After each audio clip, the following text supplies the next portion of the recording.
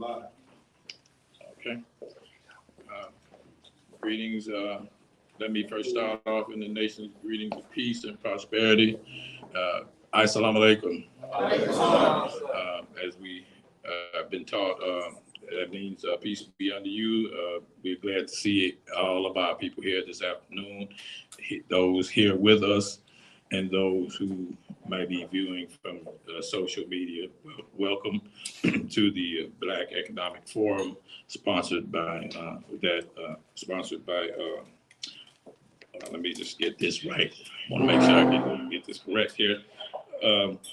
Sponsored by BOSS is the new Black Economic Forum, as we try to strengthen our business ties with our people.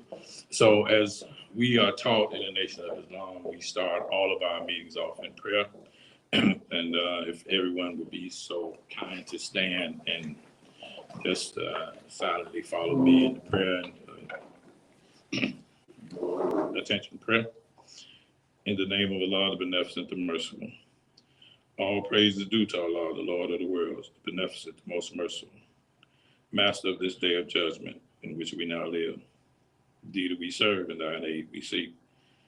O Allah, guide us on the right path, the path of those whom thou bestow favors, not on the path of those whom wrath is brought down, nor those who go astray. And we bear witness that you appeared in the person of Master Farad Muhammad, to whom praises are forever due, and that the Honorable Elijah Muhammad is your last messenger, true servant, and divine apostle. Ameen. All right. So in the name of Allah, who came in the person of Master Farad Muhammad, and in the name of his last messenger, most Honorable Elijah Muhammad, I greet all of you again in the nation's greeting of peace and paradise. Assalamu alaikum. Again, it's good to see everyone here to try to make an attempt to strengthen our business ties and try to make an attempt to inform our people of what's being done to try to assist us. You know, a lot of, in the business wise, as far as us as a community, our dollar leaves our community not soon as it gets in it, but with Cash App and everything like that, it leaves it before it even gets in our pocket. Right. As soon as we get the money, it's gone. Cash App, Amazon, all these other places, but our money does not stay in our community. Right. So no matter what city you go to, whether it's San Antonio, Houston, Dallas, New York, Chicago, LA, you can always designate our community. Because why? Because we are somebody else's community, and we to the neglect of ours. And if we can't put any, well, you know how they say, nothing ventured, nothing gained. Nothing from nothing leaves nothing. And it seems like with us as a people, we have plenty of nothing, and nothing is plenty for us. And this is by activity now, not by what we say, because you know, as the Black community, we talk a great game now, you know, but when it comes to our actions toward each other, we still have that action that was implanted upon us in our 400-year struggle in this country. So at this point in time, you know, it's a such thing as called inertia. And, you know, in inertia, it says a body in motion stays in motion unless it's enacted upon by a superior force. A body at rest stays at rest unless it's enacted upon by a superior force. This is physics.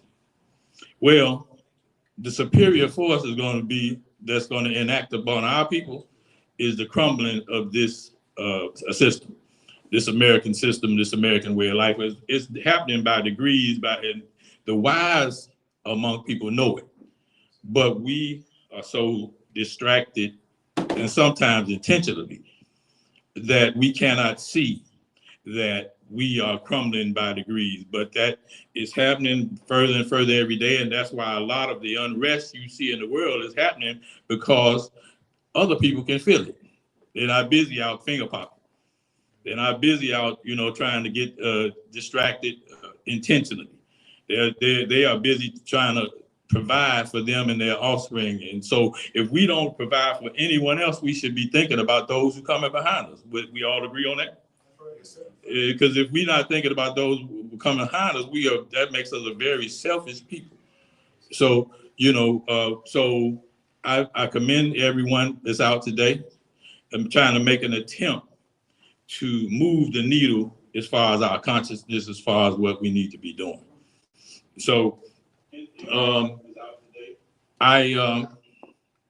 that sounds like I know that, bro. But I'm glad that everyone is out today, and so I'm just kind of as they call what they call it, the maitre d', try to make sure that everything goes smoothly with you. This is a spiritual meal that we have, trying to break bread with our people. So I'll be bringing people up to speak and to introduce their products and to enlighten our people. Of course, we have more people, hopefully, that are tuning in that can, listen in and get enlightened.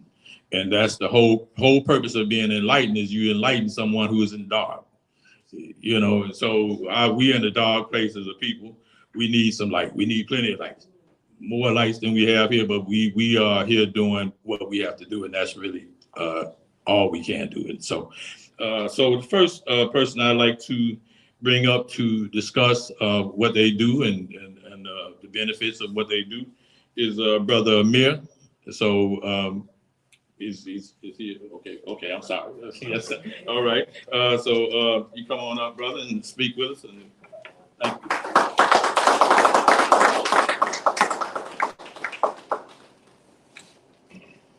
First, I'd like to provide the greetings. Assalamu alaikum. Wa alaikum salam, sir. I'm going to give all praises to the Honorable Elijah Muhammad and the Master Farah Muhammad, who came to him in the person of God to provide the message to us, and also give special thanks to my parents who provide me with the teachings of the Honorable Elijah Muhammad, Brother Oscar Shahir and Sister Althea Shahir. Today, my topic I'll be talking about today is diabetes and nutrition. My name is Amir Shahir. I'm a registered dietitian. And so our community is plagued by diabetes. So I want to talk about that and just nutrition and health as it relates to that. And I have a presentation that I'll be going over. Okay. So some of my objectives, I will talk about the prevalence of diabetes. What is diabetes? The different types of diabetes, diabetes nutrition, meal planning, and just different things as it relates to that. Okay, so the Center of Disease Control and Prevention in 2020, 34.2 million Americans, and that's just 1 in 10 have diabetes. 88 million American adults, approximately 1 in 3 have pre-diabetes, and new diabetes cases are high among non-Hispanic Blacks and Hispanic origins. So that's commonly where you find the new cases of diabetes among that race or ethnicity of people. Once again, 34.2 million Americans have diabetes. But the question is, how many of those Americans are not aware that they even have diabetes? That's an interesting fact. And the answer to that question is 1 in 5. So it's 1 in 5 people in America that's not even aware that they have diabetes or are not diagnosed with diabetes. For adults diagnosed with diabetes, the percentage of existing cases is high among also American Indians. It's found common among them recently. 15% were smokers, 89% were overweight, and 38% were physically inactive. So also commonly now you can find new cases of diabetes among our youth, and that's becoming very common. And generally type 1 diabetes was mainly for juvenile youth, and type 2 was usually found in adult.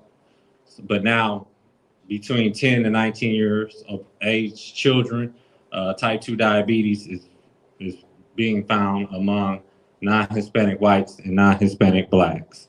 Minority groups of African Americans and Hispanic cases of diabetes continue to increase. Okay, so the types of diabetes is type 1 diabetes, type 2 diabetes, and gestational diabetes. Type 1 diabetes is usually known as juvenile diabetes. It's treated by insulin. Type 2 diabetes is what mainly I'm going to talk about today, and gestational diabetes is commonly found among pregnant women. And diabetes is the 7th leading cause of death in the United States. And diabetes can lead to kidney failure. Also, you can lose your limbs through amputation, and then it also causes blindness, some of the factors from diabetes. Type 2 diabetes, it can be treated by non-insulin dependent and insulin. It can be treated by both, but the main way to treat it is recommended is through diet and nutrition. But now in America, a lot of the doctors are treating it with medication, such as metformin and other medication, just ways to get money for pharmaceutical purposes and things like that. So what are some of the risk factors for type 2 diabetes? The risk factors for type 2 diabetes is pre-diabetes, overweight, obesity, 45 years or older. Also genetics. Genetics play a big factor in that, and also being physically inactive. Having gestational diabetes during your pregnancy, and then race and ethnicity play a factor, such as African American, Hispanic, Latinos, American Indians, and then also factors not checking your blood glucose regularly. Some symptoms of type 2 diabetes include frequent urination, excessive thirst, loss of weight without trying to lose weight.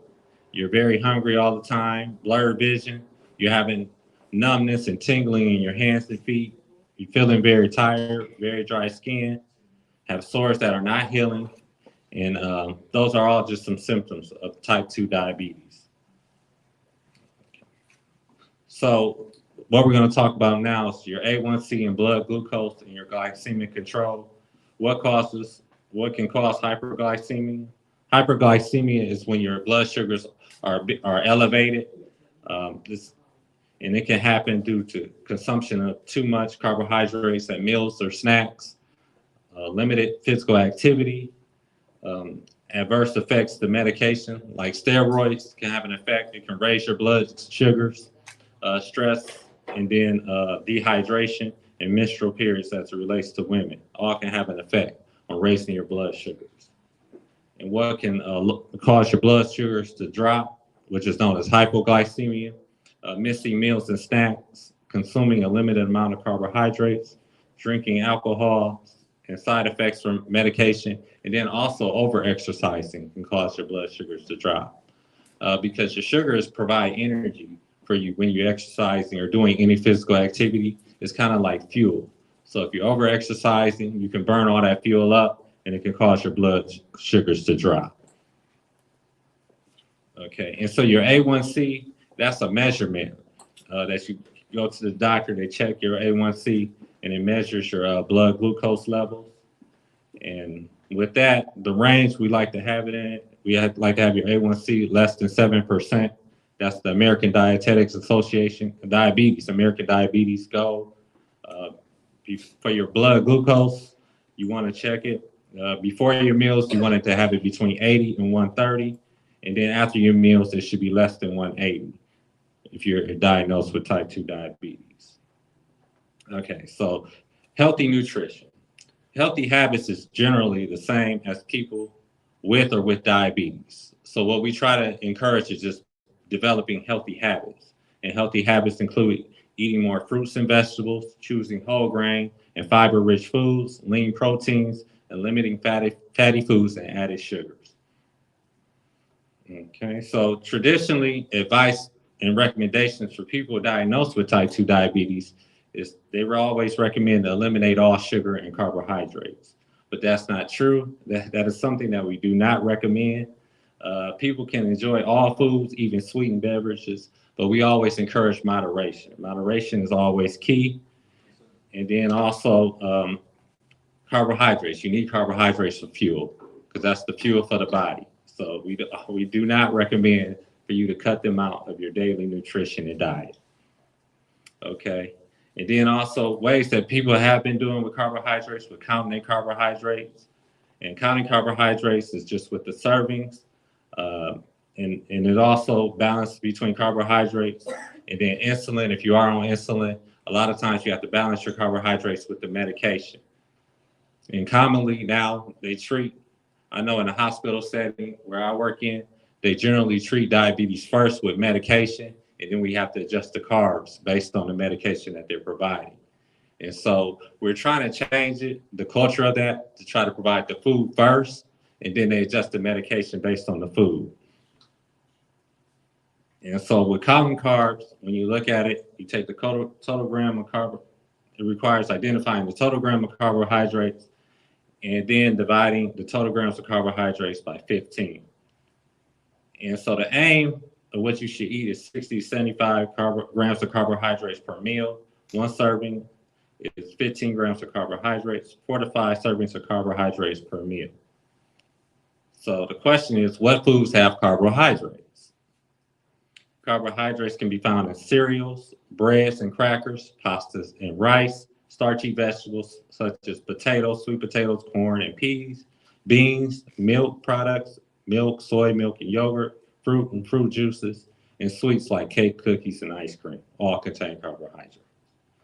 A serving is one slice of bread, a tortilla, 3/4 cups of ready-to-eat unsweetened cereal, a half a cup of beans, peas, corn, sweet potatoes, a third cup of pasta or rice, 3 ounces of a large baked potato, 3/4 ounces of potato chips, 3 cups of popcorn, or 4 to 6 small crackers, are all considered a serving of grains of carbohydrates. With fruit, the servings are 1 small fresh fruit like an apple or peach, half a cup of canned frozen fruits, a cup of melon, 1 regular sized banana, 1 1/4 cup of whole strawberries, half a cup of unsweetened fruit juice, all is considered a serving. And with milk, a cup of milk is considered a serving, 2/3 cups of plain yogurt, a third cup of sweetened yogurt. And for sweets, 2 small cookies, a half a cup of ice cream or frozen yogurt, 2-inch square slice of cake, and then also syrup, jams, jelly, table sugars, or honey is also considered a carbohydrate. So with all that said, meaning you can have all these things, you just have to know what a serving is and how to divide your portions up when you're eating these things. And so this right here is a sample meal. A breakfast, 1 1/2 cup of whole grain unsweetened cereal, a cup of milk, 1 cup of melon, a slice of wheat toast with butter, and 2 turkey sausage patties. So based on this meal, with your servings, the cereal is considered 2 servings, and then you also have the milk, which is 1 serving, the melon is 1 serving, the toast is 1 serving, and protein is not considered a carbohydrate, so that would not be considered a serving. So overall, protein does not really have an impact on your blood sugars, unless you add things to it, like if you add like barbecue sauce, ketchup, or something like that. That adds that right there adds the sugars to it. Okay, and this right here is a sample meal: a turkey sandwich with tomato, lettuce, and cheese, 2 pieces of whole grain bread, which is a serving for the sandwich, 1 small apple, which is a serving, a cup of cucumber slices, which is a half carbohydrate serving, and 6 ounces of strawberry yogurt, which is 2 servings. So meaning you can have these things in your diet and still won't affect your sugar greatly, but you can still have carbohydrates. The plate method is another method that we have that is an easier method than counting carbohydrates that we generally recommend for people, and it requires a 9-inch plate. And this right here is an example of the plate method, or if you could pass it out. And for everyone present, we're gonna give you a copy of this diagram right here. And as you can see, you have non-starchy vegetables, you have carbohydrate foods, protein foods, and this right here is just the layout of the plate method to show you different servings.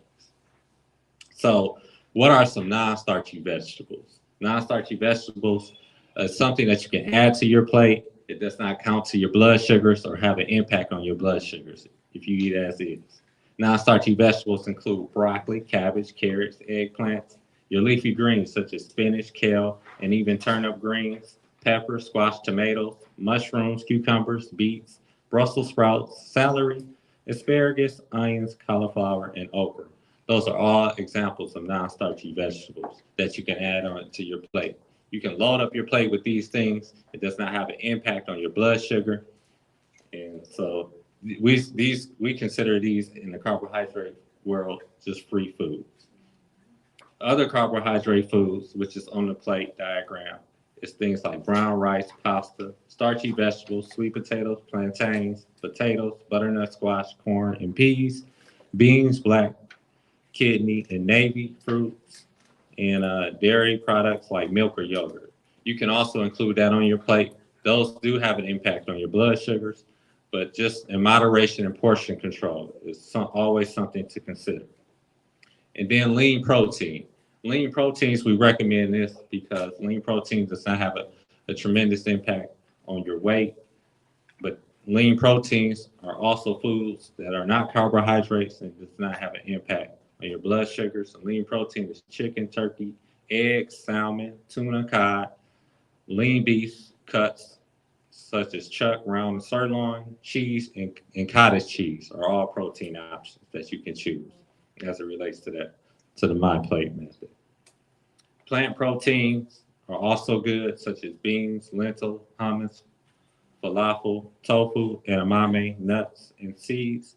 And then nut butters, such as peanut butter, almond butters. All those things are just plant proteins. So, and right there is just a picture of the plate method. An example, as you can see with that plate, fiber. Fiber is very important for people with diabetes. A high fiber diet can be beneficial for an individual. Fiber decreases the absorption of sugar and improve blood sugar levels. A diet with fiber can reduce the risk of type 2 diabetes. Daily fiber recommendations for adults is 25 grams for women and 35 grams for men.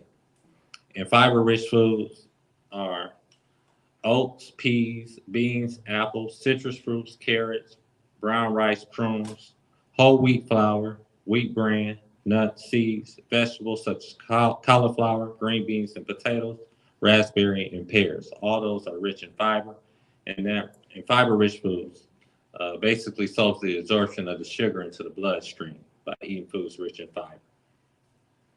And ways to increase your daily fiber, we always recommend make half your grains whole grains, switch to whole wheat bread or whole grain breads, try brown rice or whole wheat pasta, zucchini pasta, substitute whole grain flour, add flax seeds or chia seeds to salads, yogurt, and other foods, and select fiber-rich fruits as snack options such as apple, pears, or prunes.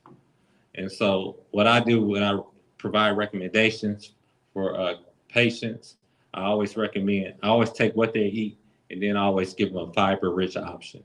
Such as if they're eating white bread, I just say, can you try whole grain or whole wheat bread as an option?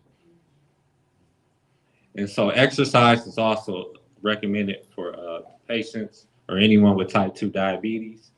Exercise lower blood glucose level and increase your body's sensitivity to insulin.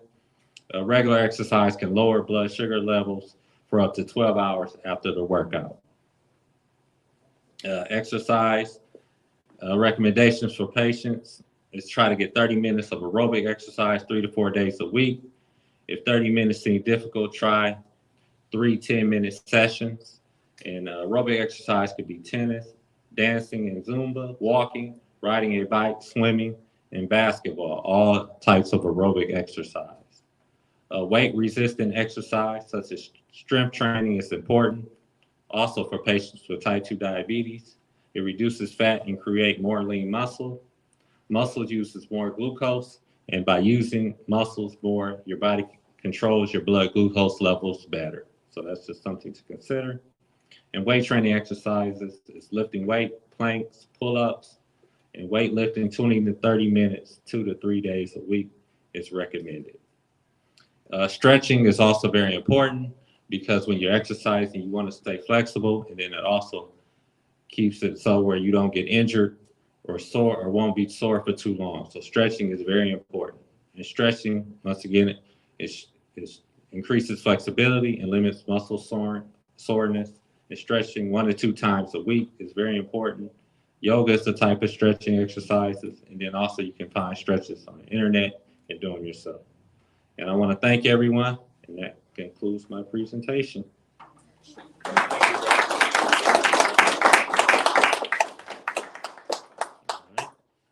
All right, thank you. Thank you, brother.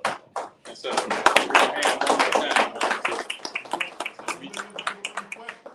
Yes, sir. Yes. Any questions? I'm available for it. Well, any questions? Anyone have any questions?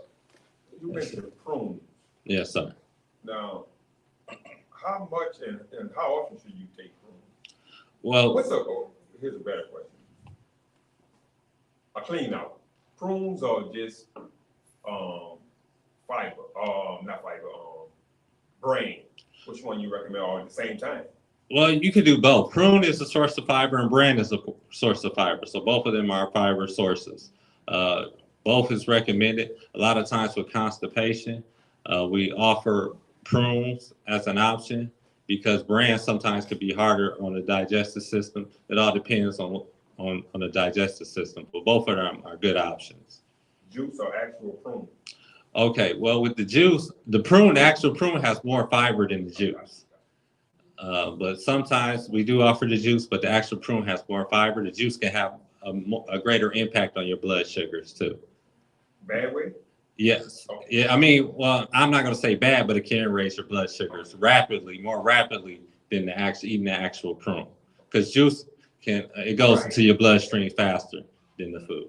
Yeah. Yeah. Good question. Yeah. Yeah, I have a question. Yes, sir. I know diabetes is prevalent, very prevalent in the Black community, Yes. particularly among a lot of male Black men, and I'm sure Black women too. I know once it gets to the point where it affects their eyesight and parts of their body, why does the surgeons cut the feet? Why does it start down there? A lot of times gangrene set in, and so once gangrene set in, they have to amputate it once that's set in, and then there's no blood going into that area. If it gets too bad, yes, into the area of the feet, because your feet is farther from your heart, so the blood takes longer and it's a longer way to travel. So once no blood is going to it, it can be affected. It becomes numb, so then they have to just cut it off. Yeah, or it could lead to more serious infection, which is like gangrene, and then that can spread, and then so they have to amputate it before it gets real critical. Yes. Any other questions? Any other questions? Before gangrene sets in, it was discoloration? Yeah. I could be walking with gangrene now? No, it's just mainly discoloration, but overall you're gonna feel yeah. So they amputated because of the gangrene, but before that you're gonna feel numbness and tingling. So you're not gonna feel anything like they can prick your foot with a pin. You're not gonna even feel it and things like that. You're not gonna have any color. You're not gonna have any circulation down there. You're gonna be real numb. But so they usually amputate it before the gangrene sets in. But a lot of times people continue to walk around with it, and then it eventually sets in. So a lot of people are not, following up with their physicians regularly. So a lot of those things happen. Yeah. So why does it affect your sight? With your sight, Yeah. I don't have too much details on why this affects your sight, but it does have an impact on your sight. Yeah. So I have to come back with an answer from that. Yes. Yes, sir. I think the sister was. Yeah, one thing you mentioned, like for instance, the gangrene, that's a more extreme method. Yes, But correct. before that, we should know some signs. Let's say for those of us hard-headed and not going to the Correct. doctor, Correct. what should we be looking for? Correct. Yes. That So would raise concern. you're right. A lot of us are not paying attention to our signs. So if they're not going to the doctor, I just recommend it's just your feet help. So like if you're not feeling your toes or anything, or your feet is numb, or when you're walking your feet is dead, yeah. So those are things that you should recognize. But it's always recommended just see your physician regularly. Yes. Okay. Yes, cuts and they're not healing. Yes, things like that. Yeah, yeah. Oh, So, good, that's good. but yes, but a lot of times it does set in because people are not. They're just letting it keep going. Yeah, unfortunately.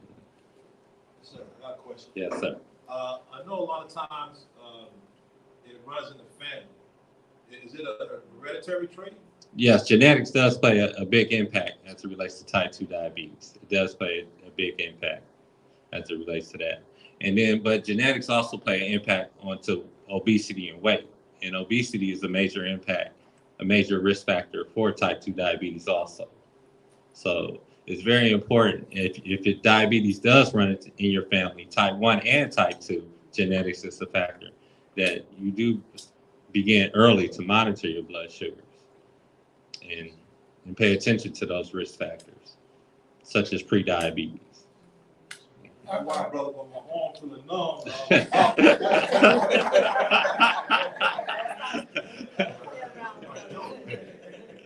I heard this, I've heard this in the past, that diabetes is one of the only a few diseases that you can literally wipe out of your system through proper diet. Is that true? Yes, sir. That's true for type 2 diabetes. Type 2. Diabetes, it is true. Type 1 diabetes, no. That's when you're born with? Yeah, it's known as, yes, sir, juvenile diabetes. Yes, sir. Yeah, yes, commonly, yes, you're going for it. But type 2 diabetes, you can. A lot of times, I mean, the doctor and pharmaceutical companies, they're really not going to stress that because they're trying to make profit off of medication. So a lot of times they're automatically going to put you on metformin or something like that. Yeah. So, and then they're not going to stress that, oh, you can do it through these methods, because they're going to try to put you on some medication. Yes. Any other questions? All right. Well, thank you again, and I just want to say assalamu alaikum.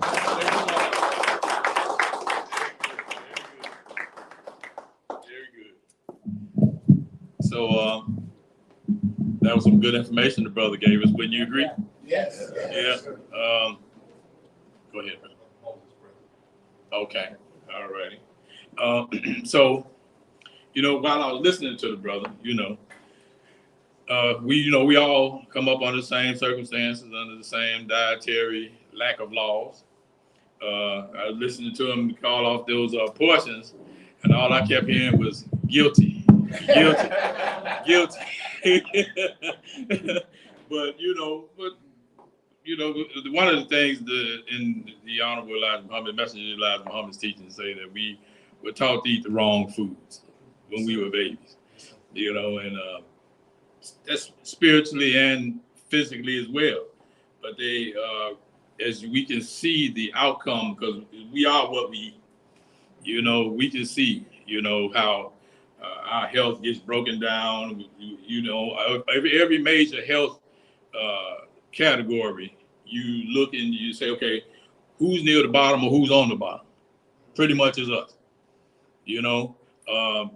Two of my grandmother's sisters, I remember they got their legs amputated, and my mom passed 62 years of age, one of the from complications from diabetes at a young age. So but I know I'm not alone. This is the black experience in America. So we need to learn that to properly respect our bodies.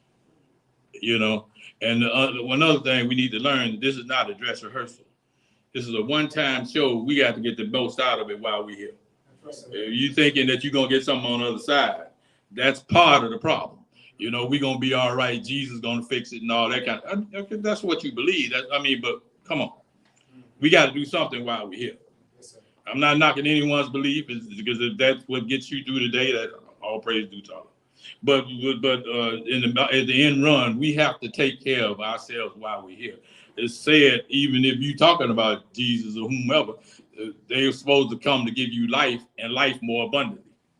But look at how we live. Look how we die. Look how we, in bad health before, we're 40 and live feeling like we're 60.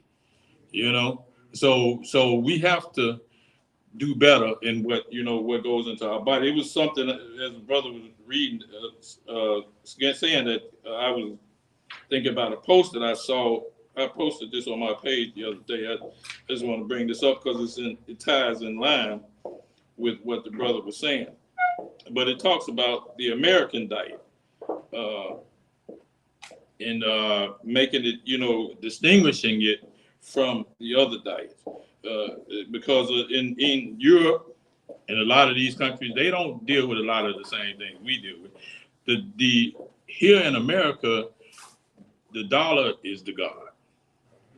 So whatever's going to make them a buck, then that's what's going to take over. And so you look at our neighborhoods, you see food deserts. Back when I was coming up, we could go around the corner to the store. Wasn't the store, a big supermarket wasn't far away.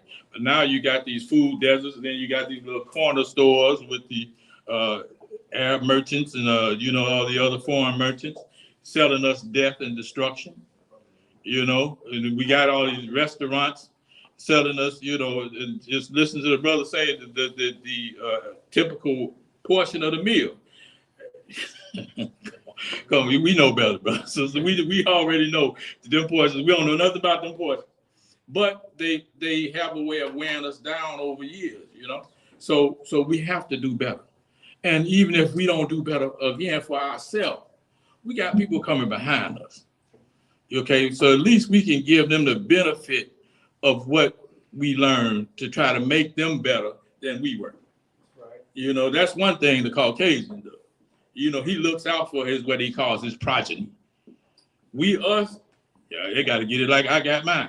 And we sit around and got two nickels to rub together. So we want them to go through the same thing. So we have to think better for those who coming behind us if we don't think no better for ourselves. Please do that.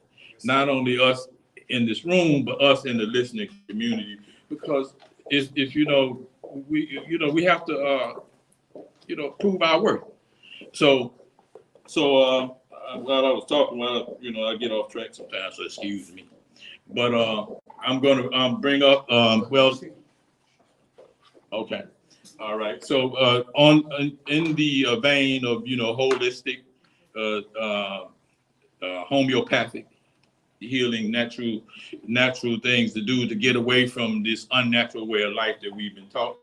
I'm bringing up the sister now, and she will take us a little further into what she does and enlighten us a little bit more. I hope everyone is taking this in and really just not getting just an emotional response, but let it go beneath the surface. And think about it and let it produce a result in our actions that show that we were listening. That's what's really going to show. Not so much, listening now, but what do we do going forward? So I'm going to bring up Sister Karima, and she's going to take you further into what she does. And she has a product called K's Oils. I was enlightened by some of the things I was talking to her about before we started. So she's going to enlighten you a bit further. Come on up, sister, and help us out. Thank you. Yes, ma'am.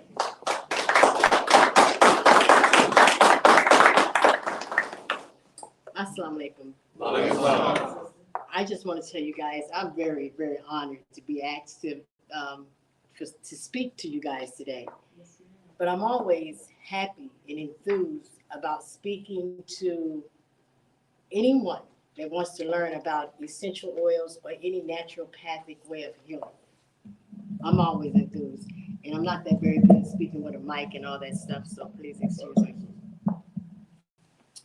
But my husband and I, Sharif Muhammad, we both combined have over 60 years experience with as an herbal practitioner.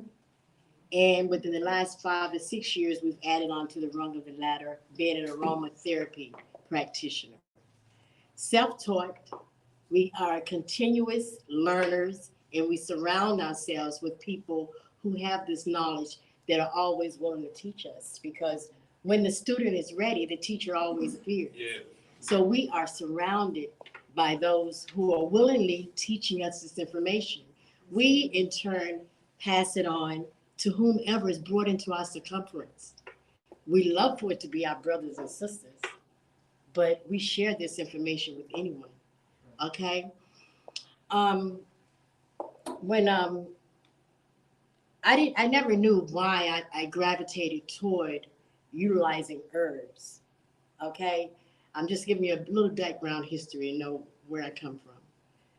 But one day in New York, in my early 20s, there was a teacher that lived, retired teacher that lived above me in a building.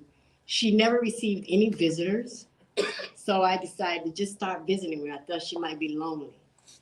So when I started visiting with this lady, I didn't know she was a teacher, one of my first.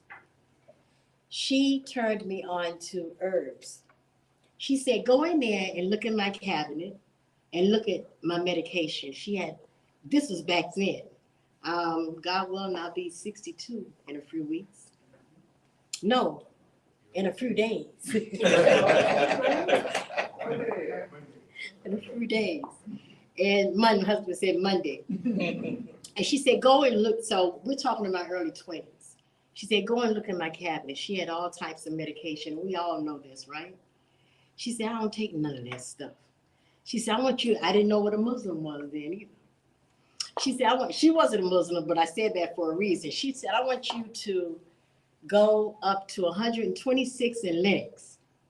How many familiar with New York? Brother Ha? So, and there was a Muslim store there on the corner. She said, and get me, she told me to get her some wild cherry bark. And I said, okay. So what she would do is she would get the cherry bark, she would boil it up, and she would drink it. And when she go to the doctor, they tell her how well she's doing, and to keep taking that medication they prescribed to her. I just got a kick out of that, and I always held on to it. But she was one of the earlier people that started popping up in my life. But I was young, I was stupid, I was wild, I was distracted like many of us. I didn't pursue it at that time.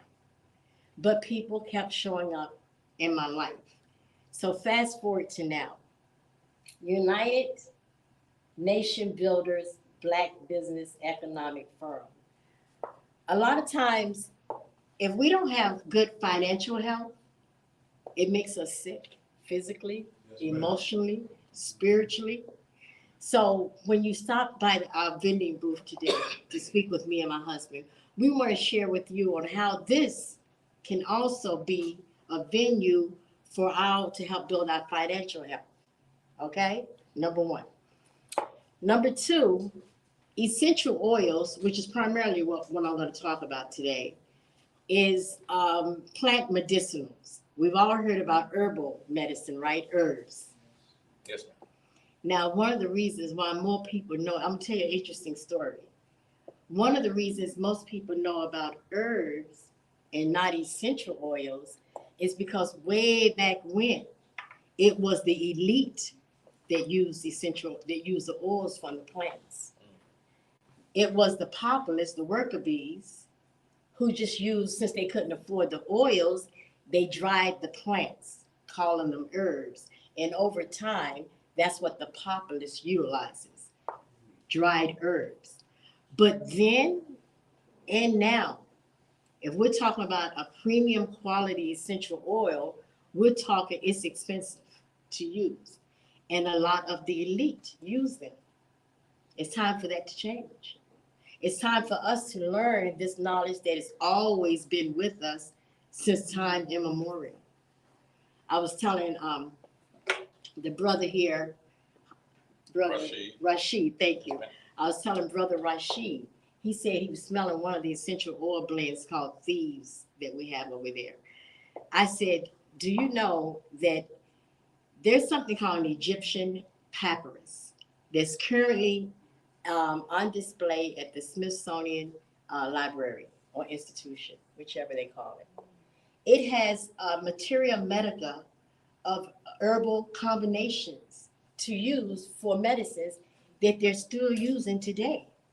The combination of thieves being one of them. It has a story that they call it thieves because during the Black Plague, when it was wiping everybody out, that the thieves would take lemon, eucalyptus, clove, cinnamon bark, and rosemary, mix it up in some kind of combination, And they would, you remember those long, elongated noses you see in some of the old pictures? They would have herbs stuffed in there. Now, these people were going around stealing from the dead people and they weren't getting sick. So when they were apprehended by authorities, they were asked, well, why aren't you getting sick? And a promise to reduce their sentencing. And they explained to them because they worked on the silk trade. See, things like frankincense and myrrh and the spices built empires. It was expensive then, it's expensive now. But they said when they found, was it King Tut's tomb, Sharif? When they found King Tut's tomb, they had all these big empty alabaster jars, right? They found a lot of gold, right? Y'all remember they found a lot of gold? Yes. Made a big hoopla about all the gold they found. But in those alabaster vessels, there used to be oils. Previous tomb robbers or whomever had came and took what was of value. They took the oils and left the gold. Okay, and when they tested the resins or the residue that was in those alabaster jars, is when they learned that it had different oils in them. I only say that to say, it's time for us to get back to our roots. The truth is written in your heart the day you're born. So when you hear this, you know if someone's telling you the truth. You also know if this is what you need in your life right now. Essential oils they're considered the most potent form of medicines within the plant medicine kingdom.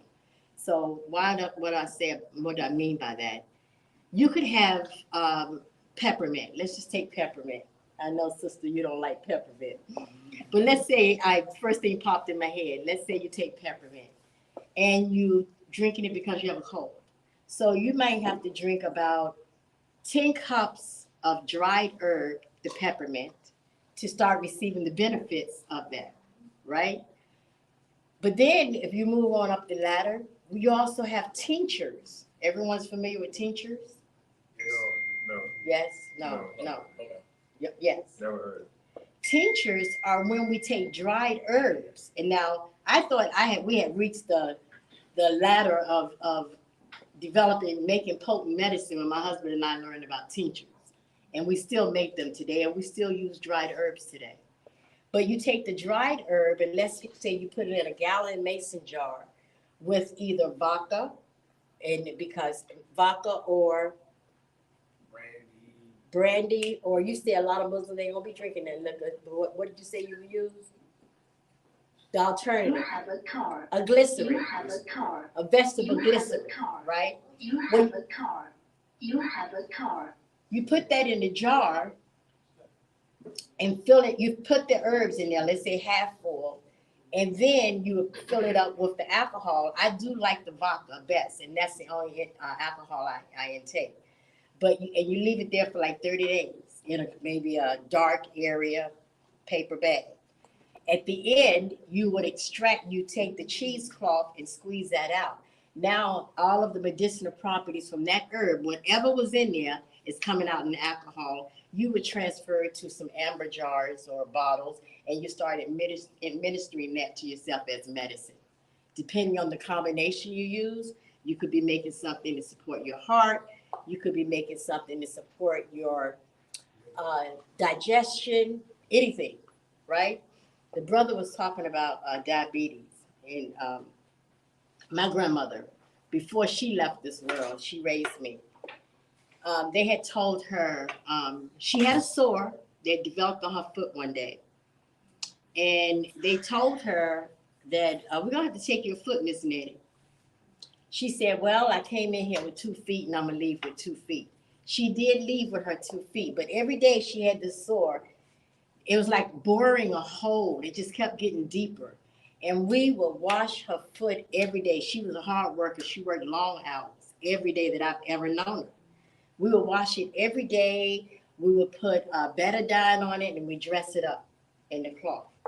So I know that's a horrifying thing. And to watch our people allow things to get to that critical stage, I think is the most disheartening thing for those of us who know better. Because when I come to you and talk to you about some naturopathic health, if I don't have a lot of letters behind my name, you reject me. Or if because I haven't been validated by whomever of status, you reject me. Not realizing that maybe Allah sent me to you. You understand? And that's what we have to realize. So what I love about essential oils is you don't need a material medical to use them. You just need a little bit of information. These are, they call them the gene of the plant, meaning the essence of the plant.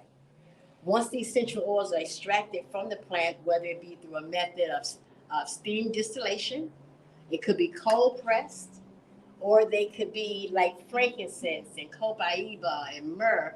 It could be extracted from the gum or the resin that comes from the trees, right? And then steam distilled. Now, you can get it from the leaves. You can get it from the roots. The roots are some of the best, most strongest, potent herb when it comes from the root. You can get it from the stems. But what these oils do in the plant is this. When you walk by or when you go forest bathing, they have terms like that now. When you go forest bathing and you're out and you smelling the pine trees, that's the essential oil in those trees that you're smelling. Without the oils, you wouldn't smell it, and the tree wouldn't be alive.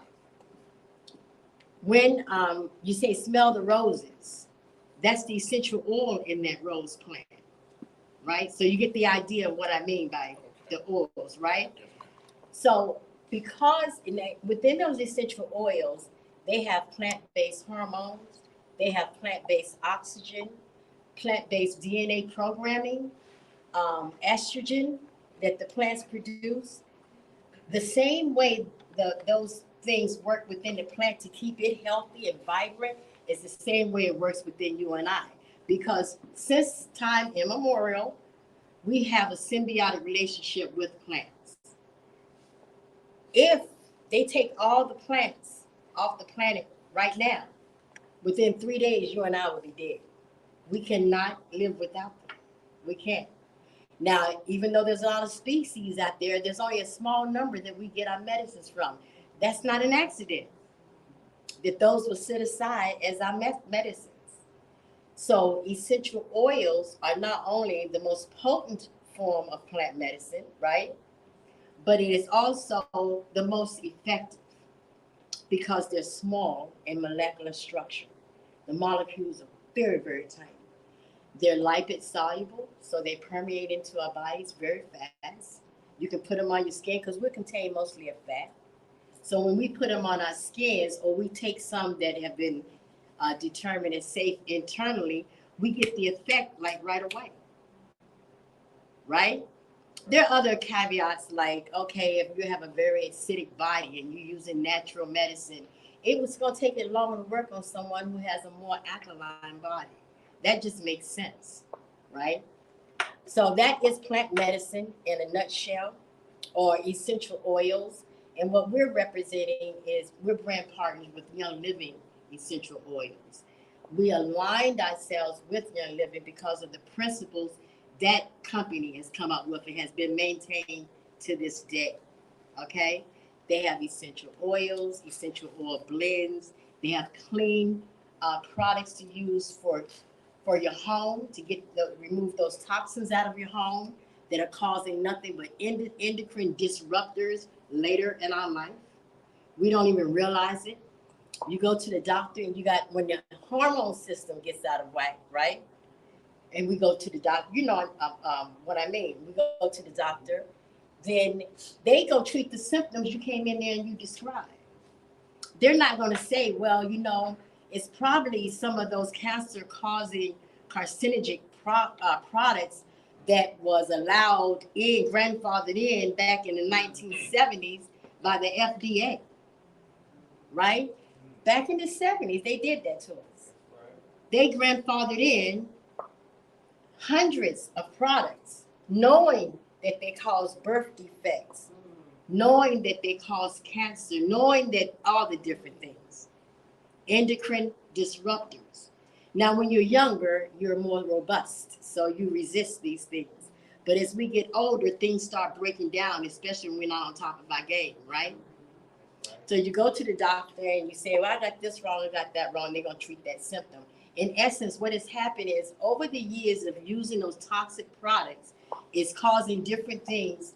Your hormonal system your endocrine system is being thrown out of whack. So I said all that just to say they have products to help remove those toxins out of the home. Just because you have the toxins in your home and they're in the closet and you close them up does not mean that they're not affecting you while you're sleeping. They too are made of molecules, right? So those molecules being contained in the plastic that they're in are seeping through and going into the air.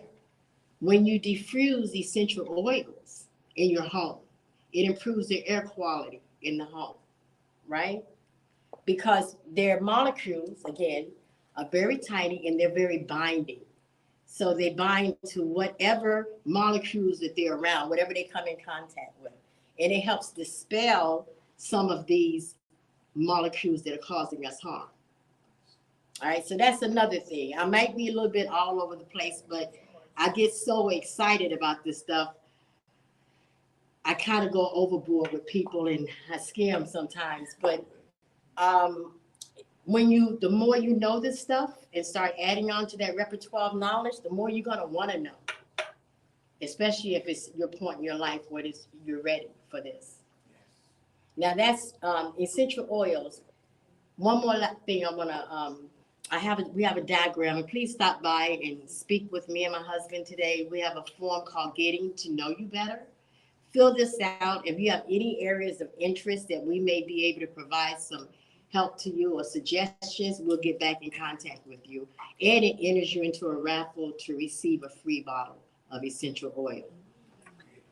Don't forget to have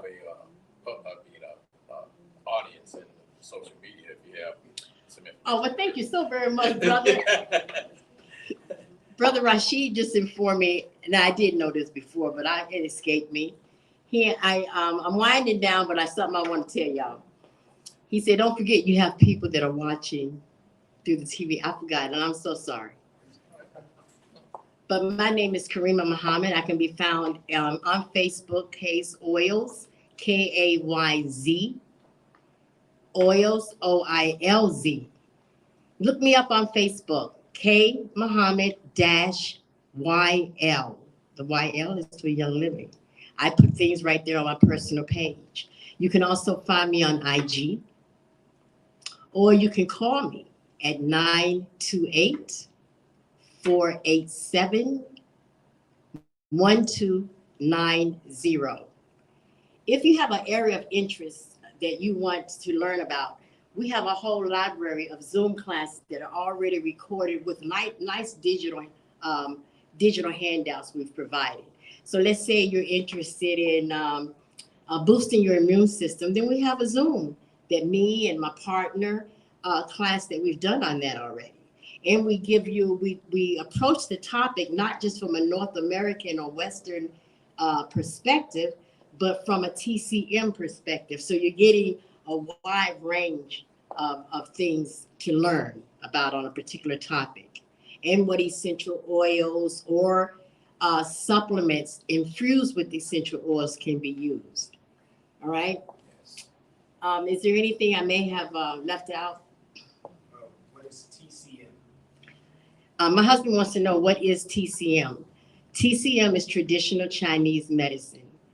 And we all know that we are the original people, but some of this information was taken by other people in other parts of the world. So you and I have to go back and get it. So they have a lot of the knowledge that they've kept to, within their culture, and you and I have to learn about it. And that knowledge is shared with you in part by a sister of ours. Her name is Kyle Malik. She's an acupuncturist, and she's been our mentor for the last 7 or 8 years. Okay, but you do want to think seriously about learning more. If anything that we have to offer can help you, Number one, they say it's an old African proverb that says many hands make the work easy. That's true, right? Yeah. And you've all heard about network marketing or MLMs. And it's a dirty word, right? Yes? No? Context? Brother said context. Well, technically, if you have something that's turnkey, that's in alignment with that which you already believe in, that you know could help make community change and money, is something worth looking into. It's going to help you mentally. We're talking about the products, physically, spiritually, because essential oils do help us spiritually also. They help raise our vibration. You hear a lot of people talking about vibration and frequencies now, right? It ain't nothing new. Matter of fact, King Solomon said, and there's nothing new under the sun. But these, when you're using essential oils, you're helping to raise your level of vibration. So when you use it, I like to use, for instance, frankincense on the top of my head when I'm doing prayer and meditation. Why is that? Why on the top of my head? Well, in the Indians in Ayurveda said that that is our crown chakra. In TCM, in traditional Chinese medicine or acupuncture, at the top of your head is a meeting of 1,000 points. So we have the various meridians that are throughout our bodies. A lot of them meet right there at the top of your head. So by just using the oil at that one particular point, you're affecting so many other different parts of your body, in addition to doing prayer and raising your frequency. Does that make sense? Yes, ma'am. All right. So right now, I'm kind of rattling on, and I don't want to do that. But I do want you to stop by the table. Yes, brother. And fill out the getting to know you form and speak to us about how we can suggest something. Okay? Yes, ma'am.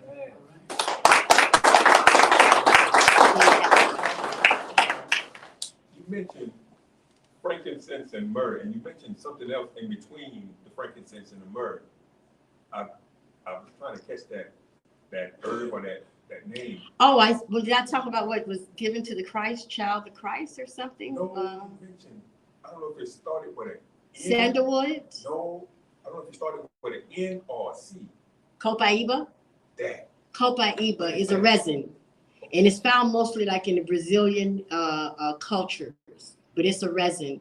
And you can stop by and talk to me about it. Copaiba helps with those CB receptors in our bodies. They help with pain that they say that CBD oil is good for.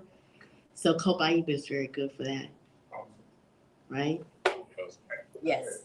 It's not a question, but it's in reference to what the brother was saying. The Copaiba, when you go into a lot of the places used by incense, you see they got frankincense and myrrh resins. And Copaiba is one of those ones that they have. It's white, kind of white, and they burn it. You put it on the charcoal, you can burn it. That's the way they used to do it. That's the same thing, Copaiba. But it's in the oil also now, so that you can take it, and do whatever you need to do with it in terms of areas. But I don't know if you ever seen it like that. I've seen some incense that had the white stuff on the incense. Yeah. Maybe it was that. You could have been. Yeah. Please come back to the table and Yeah, talk to us. But what I do want to impress upon all of you, I want to thank you for your time today. And we look forward to speaking with you more in the future. And hopefully this is the beginning of something monumental. I mean, it's time for us to stop thinking small and do big things, because we already have the knowledge. Now, we should have been building a long time ago. That's right, that's right. All right.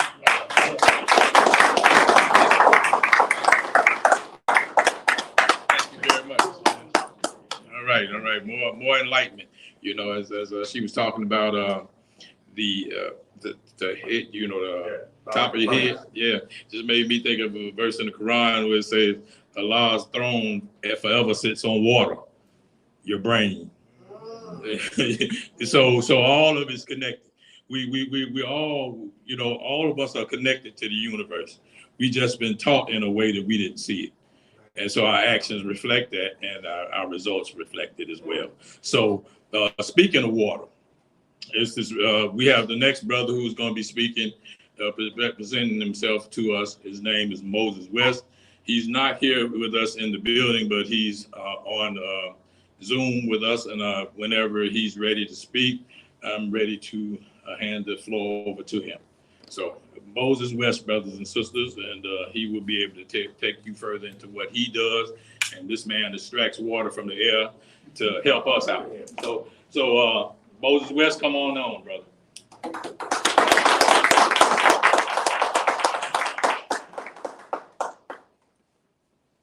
Hello, y'all. Can you hear me? Can y'all hear me? Hello. Hello, y'all. Can you hear me? Yes, sir. Okay, there might be a little bit of a delay. Can y'all hear me? Yes, sir. Yes, sir. Can you hear us? Hello? Can you hear us? Okay, there might be a little bit of a delay. Yes, sir. We can hear you, Brother Moses. Okay, I think that there's a big delay in the in my speaking and it being delivered to you. Yes, sir. We can hear you, Brother Moses. Okay, I think that there's a big delay in my speaking and it being delivered to you. We can hear you. Okay, I think that there's a big delay in my speaking and it being delivered to you. Let me see here.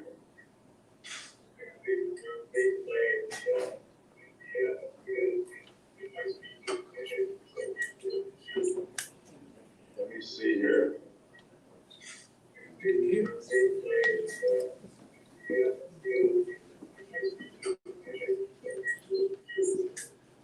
Let me see here.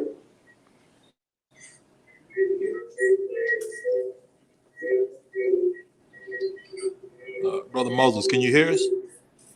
Yeah, I can hear you. Okay. Can you hear me? Go ahead. We're ready when you are.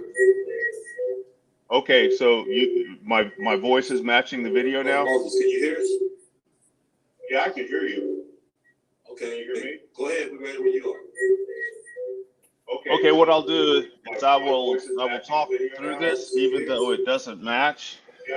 So what I've done is I'm the innovator of a technology called atmospheric water generators. And many things that y'all have said today actually match the things that I'm doing right now. You mentioned diabetes. You mentioned the food desert. You mentioned health issues that people have, and around because you can't have access to healthy food. Well, right now in Chicago, what we're doing is we're actually going to put a machine in the city on an acre of land, and we're going to use that machine to produce water with solar power and grow food in the city, and have the children actually work with this system as part of their STEM programs in school. Excuse me, Brother Moses. If you could turn your volume down, I think that's where the reverb is coming from. Excuse me, Brother Moses. If you could turn your volume down, I think that's where the reverb is coming from.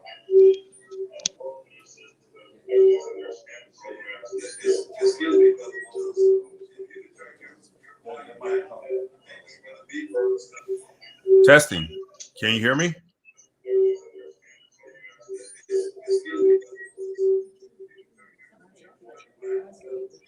Do you want me to try to sign back in? Testing. Can you hear me? Yes. Okay. My volume's down. You want me to try to sign back in? Let me sign out and try to sign back in. My volume is down. You want me to try to sign back in? Wait. Let me sign out and try to sign back in. My volume is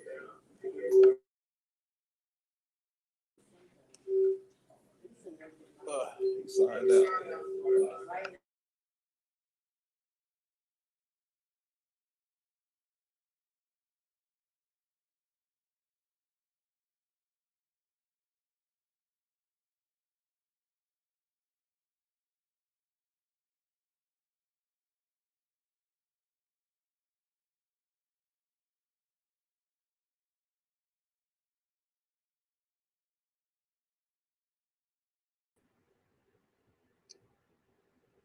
How is it now?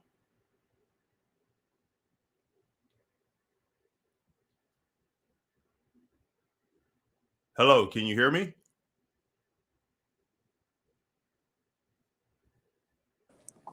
Much better, Brother Moses. Okay, you can hear me now? Hello, can you hear me? Yes, sir. We can hear you just fine. Okay.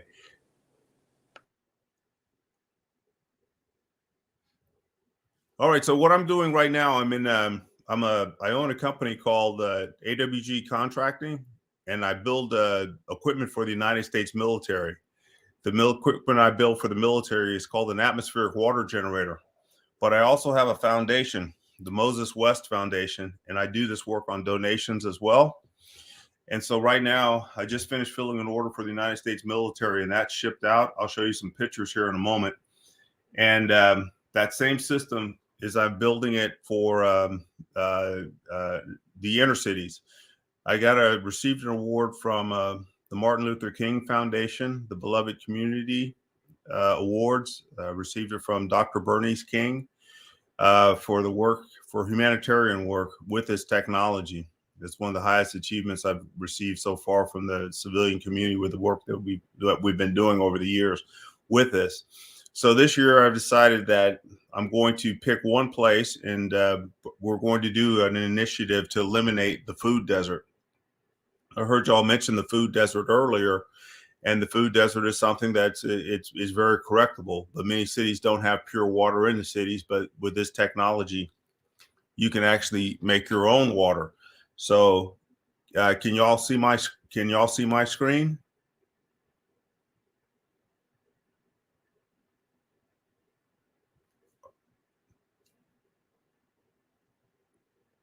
Hello? Yes, sir, we can. Okay. So here, I'm going to show you some pictures. I'm going to share my screen. I'm going to show you some pictures of the machine. You mentioned diabetes and COVID and all the things that have happened in the cities while we're continuously running out of food, and we're going to be running out of water as climate change takes hold. But what I'm about to show you here is some of the technology that I work with. Okay, just please let me know if you can see these, okay? From my computer. Oh my God, upload a file. Photos. Let me see here. Cancel. Is there a way to share my screen? Slides. Share screen.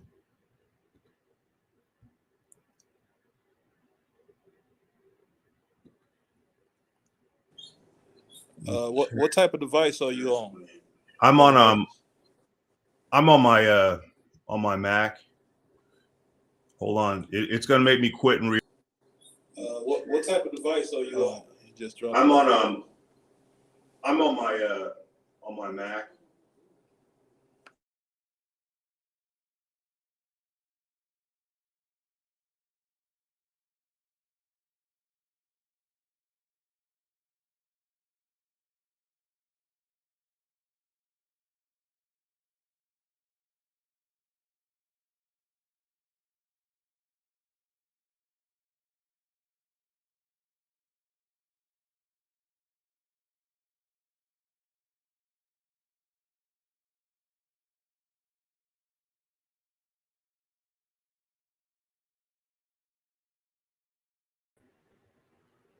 Okay, here we go. You ready? Okay. All right. All right, Brother Moses, are you able to share your screen? I am. I think so. We'll go with the entire screen. Okay. Okay, let's share that.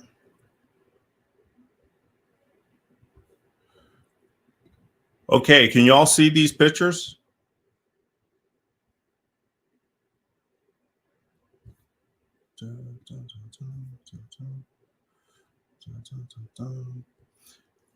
Okay, what you're looking at right here is the machine that I just built for the military.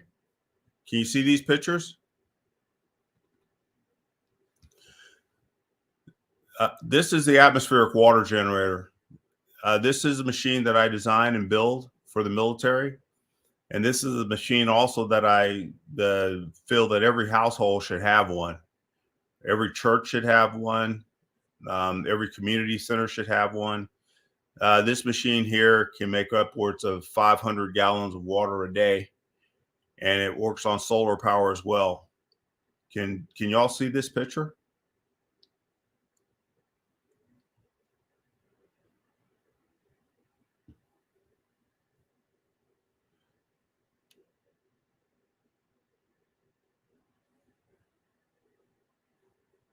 These are the machines as they're being built.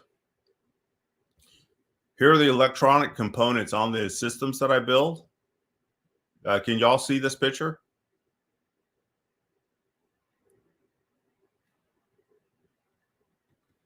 And then how the system works. These are all pictures from my shop.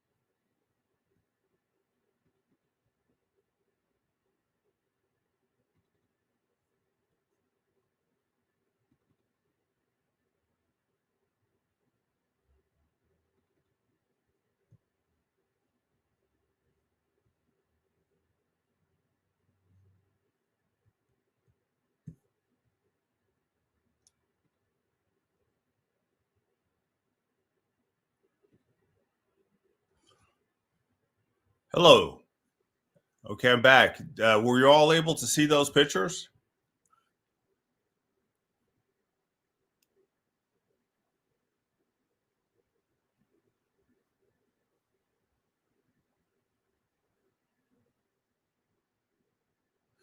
So those pictures are of the atmospheric water generators that I manufacture, and that is a machine that will make sure that you have an unlimited supply of drinking water for as long as you operate that machine. The machines are I build them right here in the United States, and it's something that I've been advocating for everyone to have for many years now. And so my biggest customer, though, is still the United States military, but I think the customers need to be, people that have food issues, water issues in towns and cities. And those machines are on the market and they're for sale, and I build them specifically to order. I can't see anyone else right now. Are there any questions?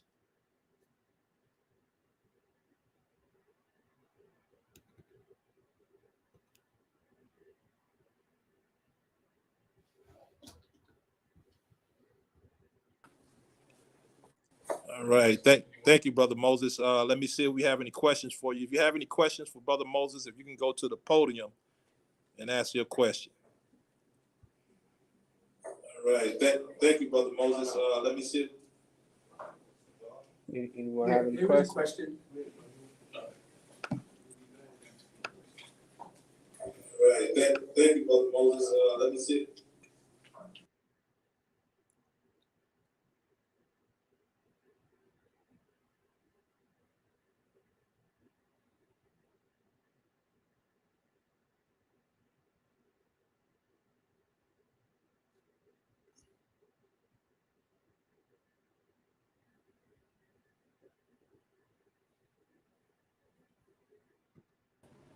All right. That's your question, Keith. Sorry about that. So you were talking about scaling and making these units to order. Is this looking at gallons per day? And also you also look at making it compact for residential use? Oh yeah, that machine that you see there fits on the back of a pickup truck. Making it compact for residential use? Oh yeah, that machine that you see there fits on the back of a pickup truck.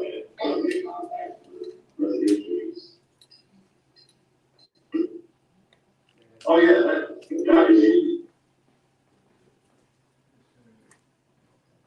Thank you.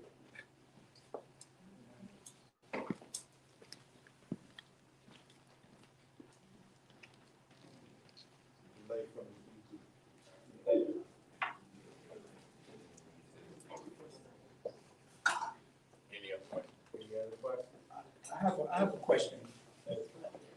Do I have to go ahead? Yes, Brother Moses, good to hear from you again. Many of us in this room are not scientists like yourself. Could you kind of give us in simple terms actually how this machine pulls the water from the atmosphere and able to produce in this water and it comes out of the machine? Just in simple terms as you can. Do you need to do that again? Okay. I control the amount of air that flows into the machine.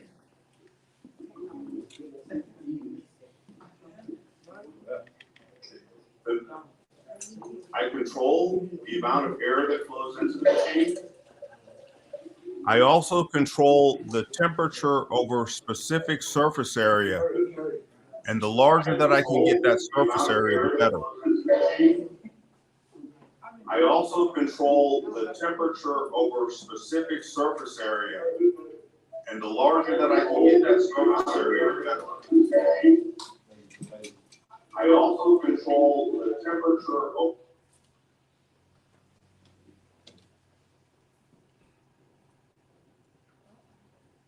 Anyone else have any questions? Wait a minute. Yes. All right, Brother Moses, we apologize. There's a delay. There's a delay whenever you speak. It comes like 10 seconds later, which is making it very difficult for you to respond to the questions. So you may want to talk in parts to allow that reverb to finish and then come in after that. Okay, or do you think maybe I should call in? Tell them we about 5 seconds behind. Reverb to finish and then Maybe she called. come in after that. Okay, or do you think? Tell them we about 5 seconds behind. Reverb to finish and then. You think? Yeah, maybe you should call in and somebody just put him on speakerphone. Yeah. Ready now? Let's have the brother call in. Can you call your phone and you put him on speakerphone?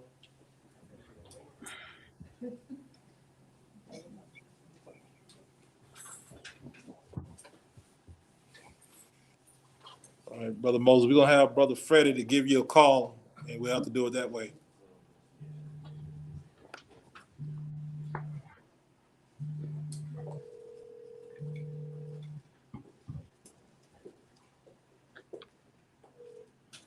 Hey, Freddie.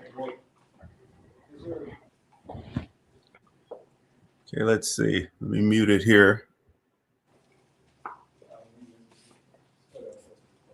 Can you hear me? Yes, sir. Yes, sir, we can hear you.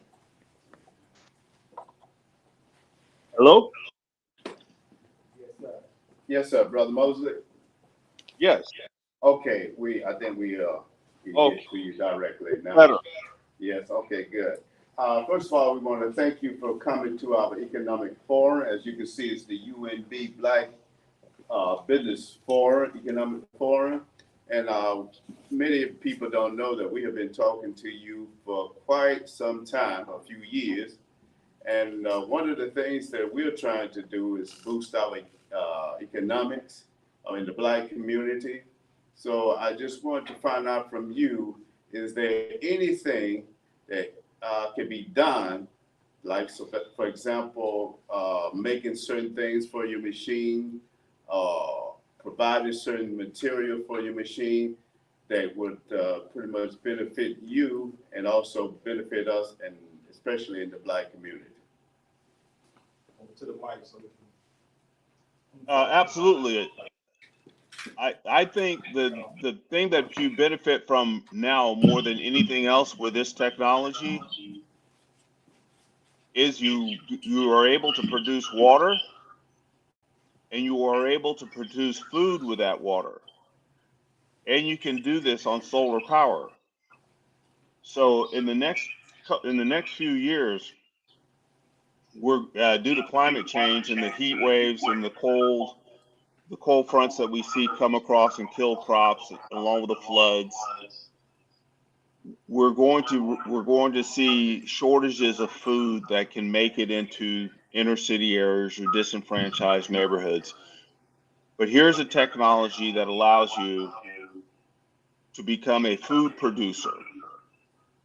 A food producer is one of the most profitable businesses in the United States, because people have to do three things every day. They have to breathe, they have to drink, and they have to eat. And here you have a machine that produces food by producing the water to grow the food. So this model that I'm working with here in Chicago to eliminate the food desert, working with Dr. Bernice King, and we have 1 acre of land so far in Chicago, and another 10 hopeful acres of land in Chicago, where I'll set one of these water generators and grow enough food to feed the entire neighborhood. So I think the value in the technology is what the technology produces. The technology produces the two things that we're running out of: water and food.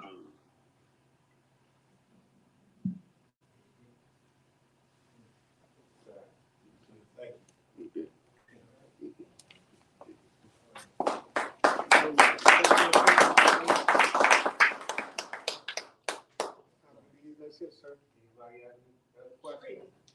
Brother Sharif, hold on. Brother Sharif has a question. Oh, you do? Were you all able to see the pictures? Yes, sir. There's some pictures in there of the manufacturing process. That the long-term maintenance of the machine. That's where people need to know how to do that, because that's it's like repairing a car or air conditioner or anything else. The money's made in repairing the machinery and maintaining.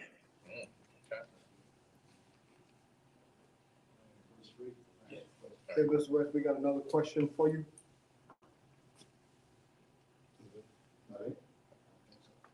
Yes, Brother Moses, in terms of drinking water, I know it's extracted from the air, but just like reverse osmosis, a lot of the minerals or trace minerals is taken out of when it's going through the reverse osmosis.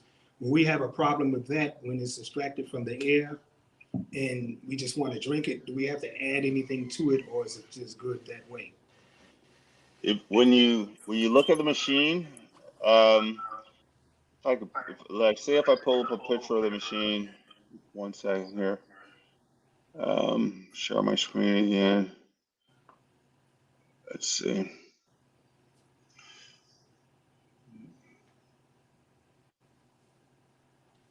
Okay. Let's see here. When you look at the machine, let me find a picture of a filter.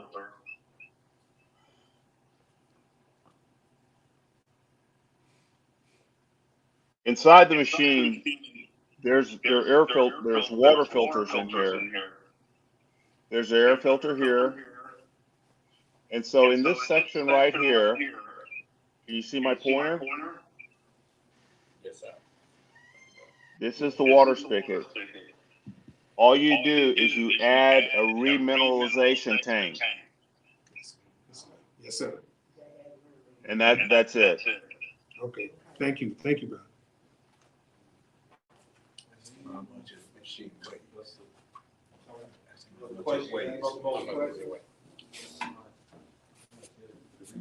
Mr. West, I have a question for you. Can you tell us the weight of this machine? Okay, and it's 1,890 pounds. I made it lighter. You made it lighter. And say an organization like ours would like to purchase one, what would be the price of that machine? The price of that machine right now is it's 89,500. 89,000? Yes, sir. Any more questions? But if I had the machine operating, I could make the machine pay for itself in a year.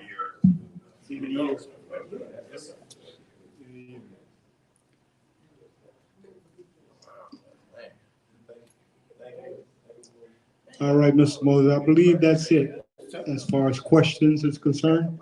So I'm gonna turn it back over to narrator, Brother Rashid. Thank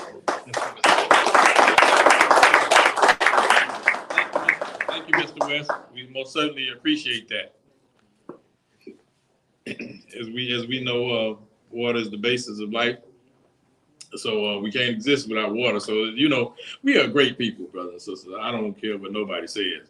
We just gotta realize it ourselves, you know. But one thing I want to say, especially to the listening audience, you know, as you see, we're having these slight difficulties, you know, getting this information to you, technologically speaking. But, you know, one thing as our messenger said, he said, observe the white man. He said he makes no excuses for his failures. He works hard in a collective manner. We should do the same. You know, we just trying to get off the ground with this. And so we're going to have bumps. We're going to have hiccups. We're going to have errors, mistakes. But you think about when this white man came here 400-500 years ago, what he saw then versus what we see now. He didn't see what he saw this in his mind's eye. As the messenger say, that's where the God really resides in your mind's eye. So if we have a few mistakes and a few hiccups along the way, so what? Let's just keep on working. We'll get better as we go along. We can't expect perfection because they got a 400-year head start on us. So let us just try to put something in motion so that we have something to hand off to our people who come behind us. That's the thing that we should be concerned about. But we will always point out our errors and rather than say, okay, despite those errors, we're gonna keep on moving forward. You know, and that's why we look at others, then we see it. That's why we are where we are. So I just wanted to get that out the way. But the next brothers and sisters, brothers, and I'm assuming the sisters with them, bread. But I like this acronym, man. I'm listening. I was looking. I'm like, what does bread mean? You know, say be real every day and deliver. That's beautiful. You know, be real every day and deliver. You know, so you just think about it. If we can just accomplish that, we'll be all right. You know, I listened to Brother Moses say $89,500. Well, that sounds like a lot, but let's think about how much we make it rain. Let's think about how much is in the gambling casino. You know, think about how much we spend on Gucci and LV. We know where LV is. You know, what think about all these things. And then when you think about that, 89,500 ain't that much. We just don't, well, our priorities are messed up. That's what it is. You know, as is written, as one thinketh, so are they. We think in a consumer type way instead of producer like way. And then we want to complain when the producers mistreat us. But a lot of the fixation for this is in our own hands. And you know, and brother Amir, speaking, I'm gonna get to you 1 minute, bro. But when you came up, I know I asked sister to say her part for social media. I didn't really ask you to say it. I don't remember if you did. If you'd like to just enlighten people how to get in touch with you, social media wise, you can come up and say that right quick, brother. Come on.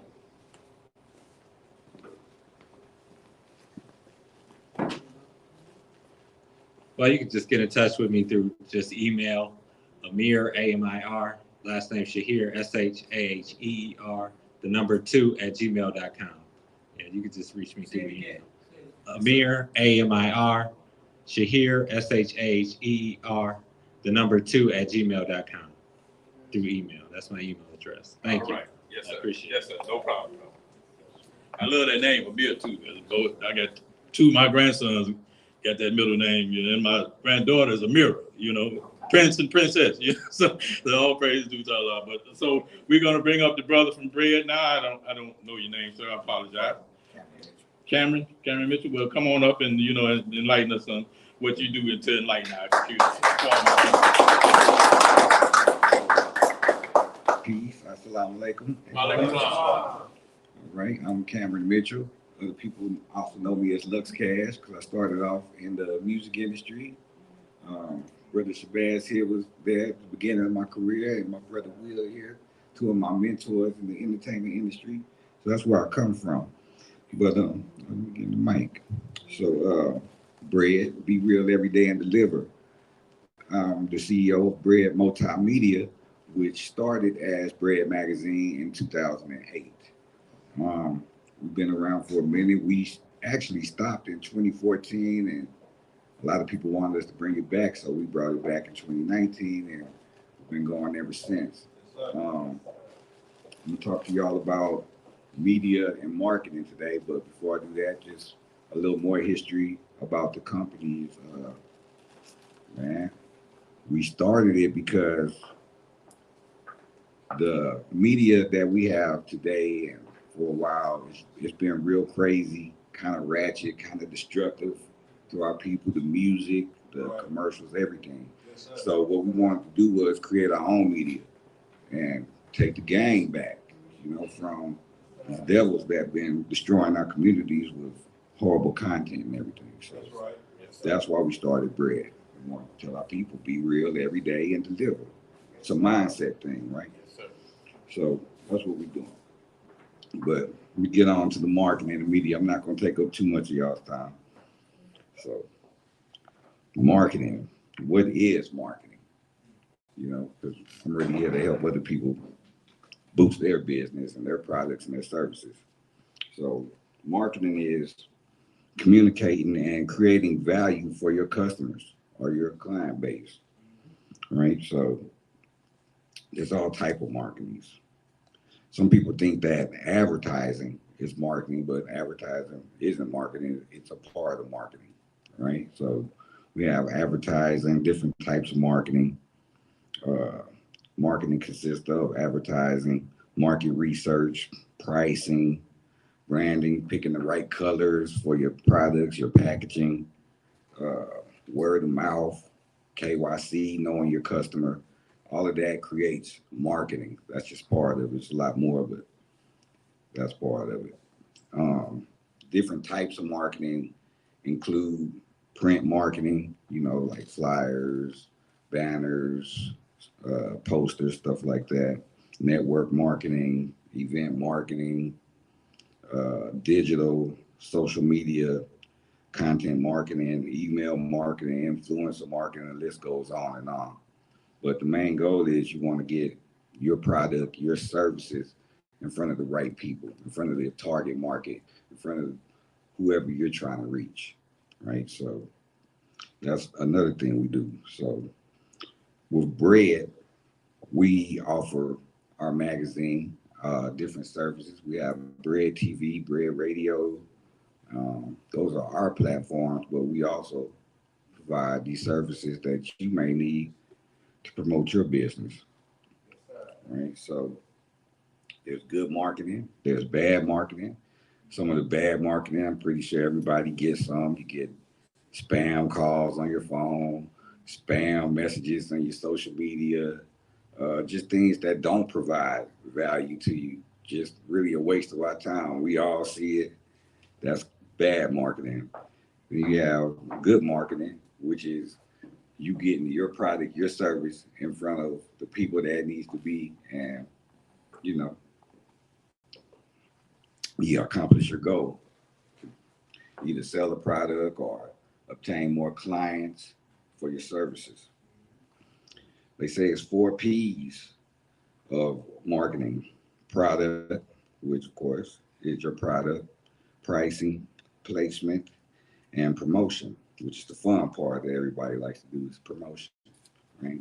I like to add another P to those 4 P, which is purpose, right? You gotta have that, which is your why, your story, why you getting out there doing what you do, because that's a very important part of marketing, is telling your story. People want to know where you came from, why you do what you do, right? So that's a message you want to have relayed in your marketing, right? There's different type of strategies. When we obtain a client for marketing, we don't just print up some flyers and just throw them out there. We want to create a whole strategy to help them reach their target market, to gain new clients, gain new leads, and create that generational wealth. Right. Yes, sir. So some of the, I'll talk about some of our services that we provide. Print marketing is one thing we do. Of course, flyers, banners, business cards, mugs, whatever. And a lot of people go to Vistaprint. So we created the black version of Vistaprint. So we have everything that they have and more, and we usually have better pricing as well. So y'all check us out, right? So not only do we do print marketing, we do digital marketing. So we do digital billboards. You might have a event or a product you want to promote on digital billboards around the city. We don't just do local, we do the whole country. So if you're pushing your business in New York or California or wherever, we provide those services to promote your business on digital billboards around the country. Also in hospitals and sporting venues as well. We do geofencing.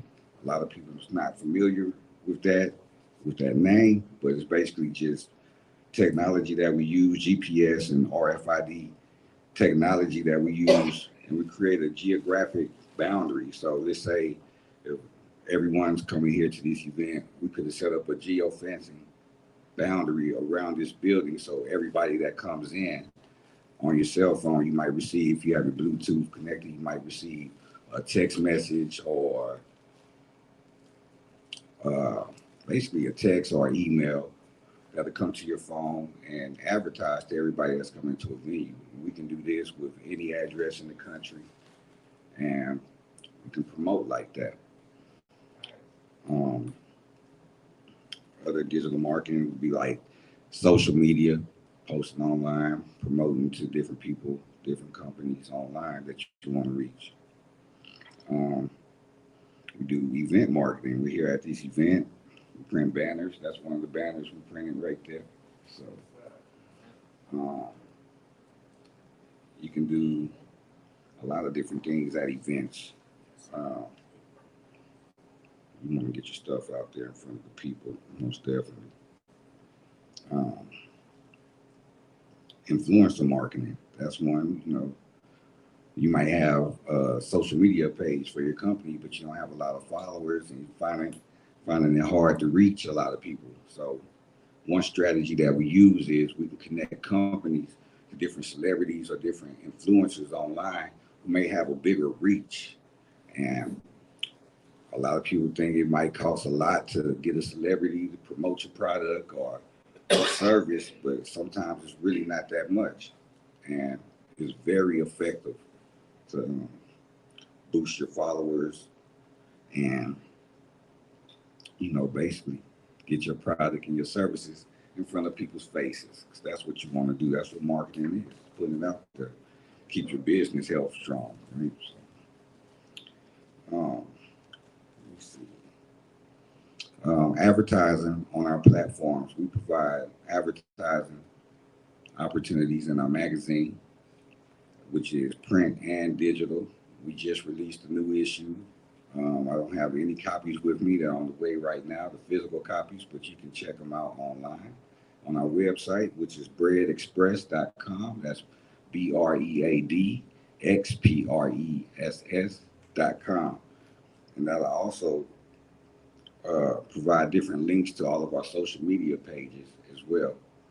So we have quite a few, probably over 15, 20 different social media pages. We have them all broken down for the magazine, for the radio, for the TV. So we have quite a bit just to reach, our target markets in different segments. Yeah, that's pretty much it for Bread. So been doing it for a while, and we don't plan on quitting anytime soon. We do it for our people.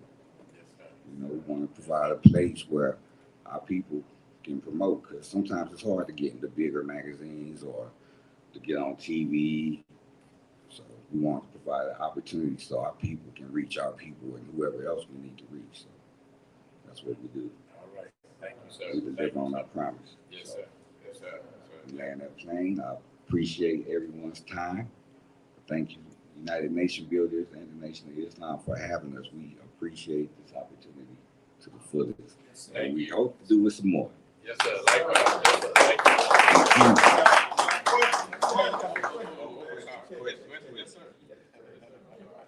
Okay. Yeah, brother, I just want to know, when you said you would have celebrities promote the product, for instance, if we were asked to have a celebrity promote our product, how could we distinguish it between Young Living, our product, and anyone else who's probably a brand partner with Young Living?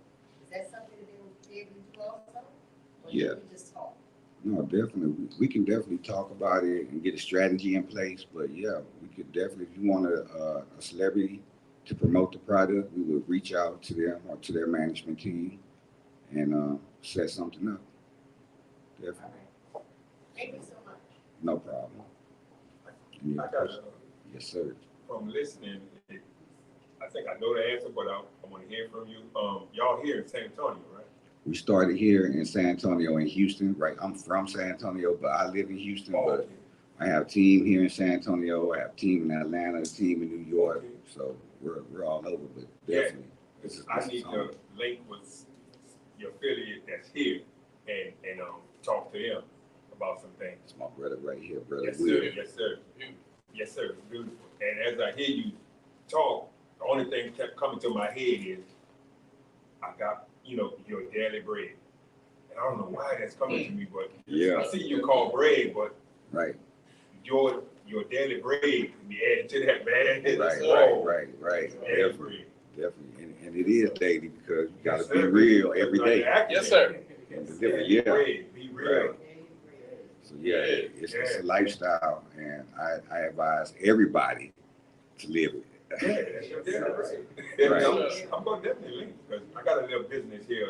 It's a window cleaning business. Okay. Yeah. We definitely can link with that. My brother does cleaning as well. Right. He goes with like offices and stuff like that. Yeah, I'm into that too. Okay, yeah. And you mentioned something about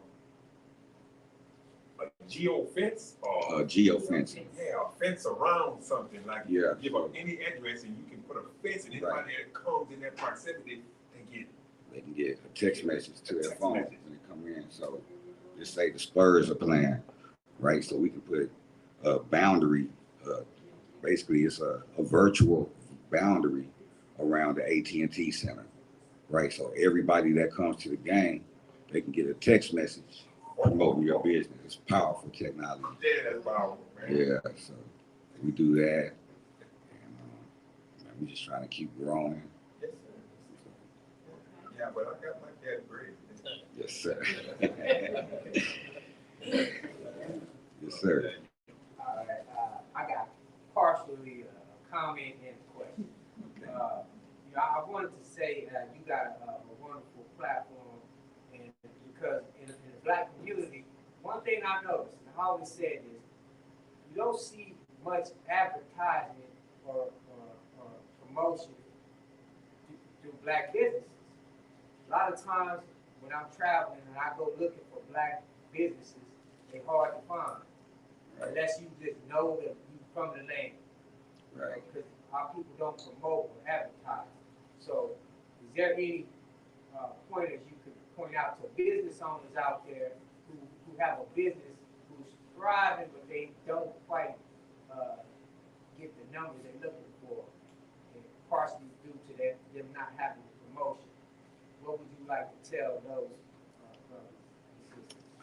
I would like to say, set some budget aside for marketing, because it's important. Like I said, I came from the entertainment industry where I work with a lot of different recording artists, and artists will go into the studio and record. They'll spend money all day recording song after song after song after song, put an album out, but then they won't put any money towards the marketing. So the project just sits there. It doesn't go anywhere. Same thing with businesses. I know a lot of people, we start businesses and we just expect it just to go because we have what we feel is a great product or a great service, and we'll set up an online page and just expect it to go from there. But we're not going any further. We're not putting any marketing budget out there and really putting it in their face. You know what I'm saying? That's my motto. I like to put it in their face. That's what marketing is to me. So that's what I would suggest. Definitely, you know, definitely got to put it out there. That's the main goal. You have a product, you want the world to see it, show it to the world every way that you can. That makes sense. That's right. Got to reach your market. So, yes, sir. For the shrink. Do you have you set up? You said you had a digital magazine. Yes, digital and print. We have the new print copies on the way. Okay. Do you do interview articles? Yes. People? Yes. We plan to interview you. Every other business. Everyone here. We definitely will promote what we have going on here. Definitely. And keep this going. I definitely appreciate the UNB, United Nations buildings. I've been around, been on a few calls, and I've actually met Brother Moses West through the UNB, and then one of my other partners in Atlanta was actually working with him too. So it's a great place for us to build and network and make some things happen. So I look forward to, if anybody here wants an interview, we're open to do it. We want to do it. We want to put y'all out there, put you in the next magazine, and we want to keep this going. We want to be here at all these events. Yes, sir. What's your email? Not your email. Your web page. The web page is Bread, BREAD, Express without the E, is XPRESS.com.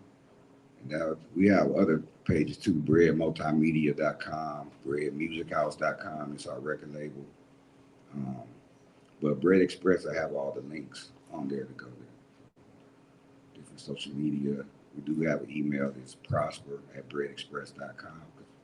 That's what we want everybody to do. When you come to us, you should be coming to prosper and grow and build and be great. Yes, sir. Yes, sir. So y'all pretty much a one-stop shop. Yeah, pretty much. For marketing. For marketing, one-stop shop for marketing. Plus, we have, like I said, we have our own platform as well. We can get you on other platforms. We have one of my other partners out in Atlanta. She does PR, so if you need to get on other platforms, we provide that as well. And we have PR here in the city as well by Lisa Jackson. So we can link people with her to do PR.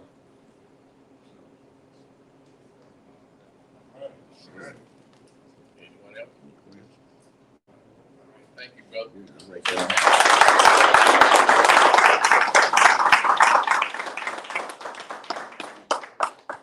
I think I might have to hook you up with a couple of hook my sons up with you, because they, aspiring musicians.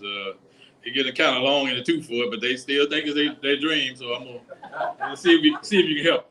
I'll talk to them about you, and we'll try to connect. Producer and a manager. Okay. All right. Yeah.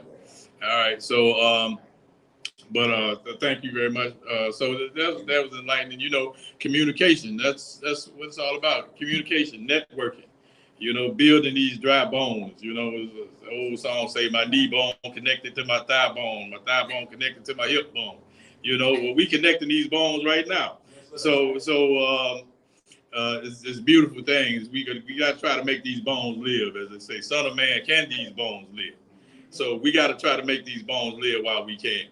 So now I'm gonna bring up the brothers who I'm fortunate enough to have been introduced to these brothers almost 3 years ago now. These brothers have inspired me, re-inspired me, and given me a new lease on life and purpose again. Because sometimes you wander in the wilderness and you get lost in the weeds, but meeting these brothers have given me inspiration, motivation to try to assist and help ourselves, number one. And when we assist and help ourselves, we're helping you, because we all connected. It's all connected. It's just a saying now that everything is connected, but that is true. As the sister said, with the holistic, all of this, we all connected into this universe. And as Messenger Elijah Muhammad said, the universe belongs to the black man. We were the first ones here, and we're going to be the last if there's going to be a last. I truly believe that. So we just have to start getting to work today. And as it said, if not now, when? If not us, who? So we can't look and point to, okay, they not doing it right. They messing us up. Well, that finger will eventually come back to, what are we doing? What are we doing to try to improve our condition? Mysteries, things don't happen in a mysterious way. God always has and always will work through people. It's like that. There's a poem where it say, "Well, I waited for God 3 times." I mean, I've been waiting for God all my life, and every question they had was answered by a person, but they said, "No, I'm waiting for God." Well, he came 3 times. You missed it. So we have to understand that the only way something is going to happen is we got to make it happen. And by us throwing this pebble in the water today, you can see the ripple effect from the pebble. When you throw a pebble in the water, you see that ripples just go out. So we might see this as insignificant, but you never know who's listening and who could be inspired by what we're saying. So that's up to us to keep this work going. So I bring to you, brothers and sisters, Brother Oscar from the United Nations Builders, the brothers that I'm proud to be with. And he'll take you further into the program.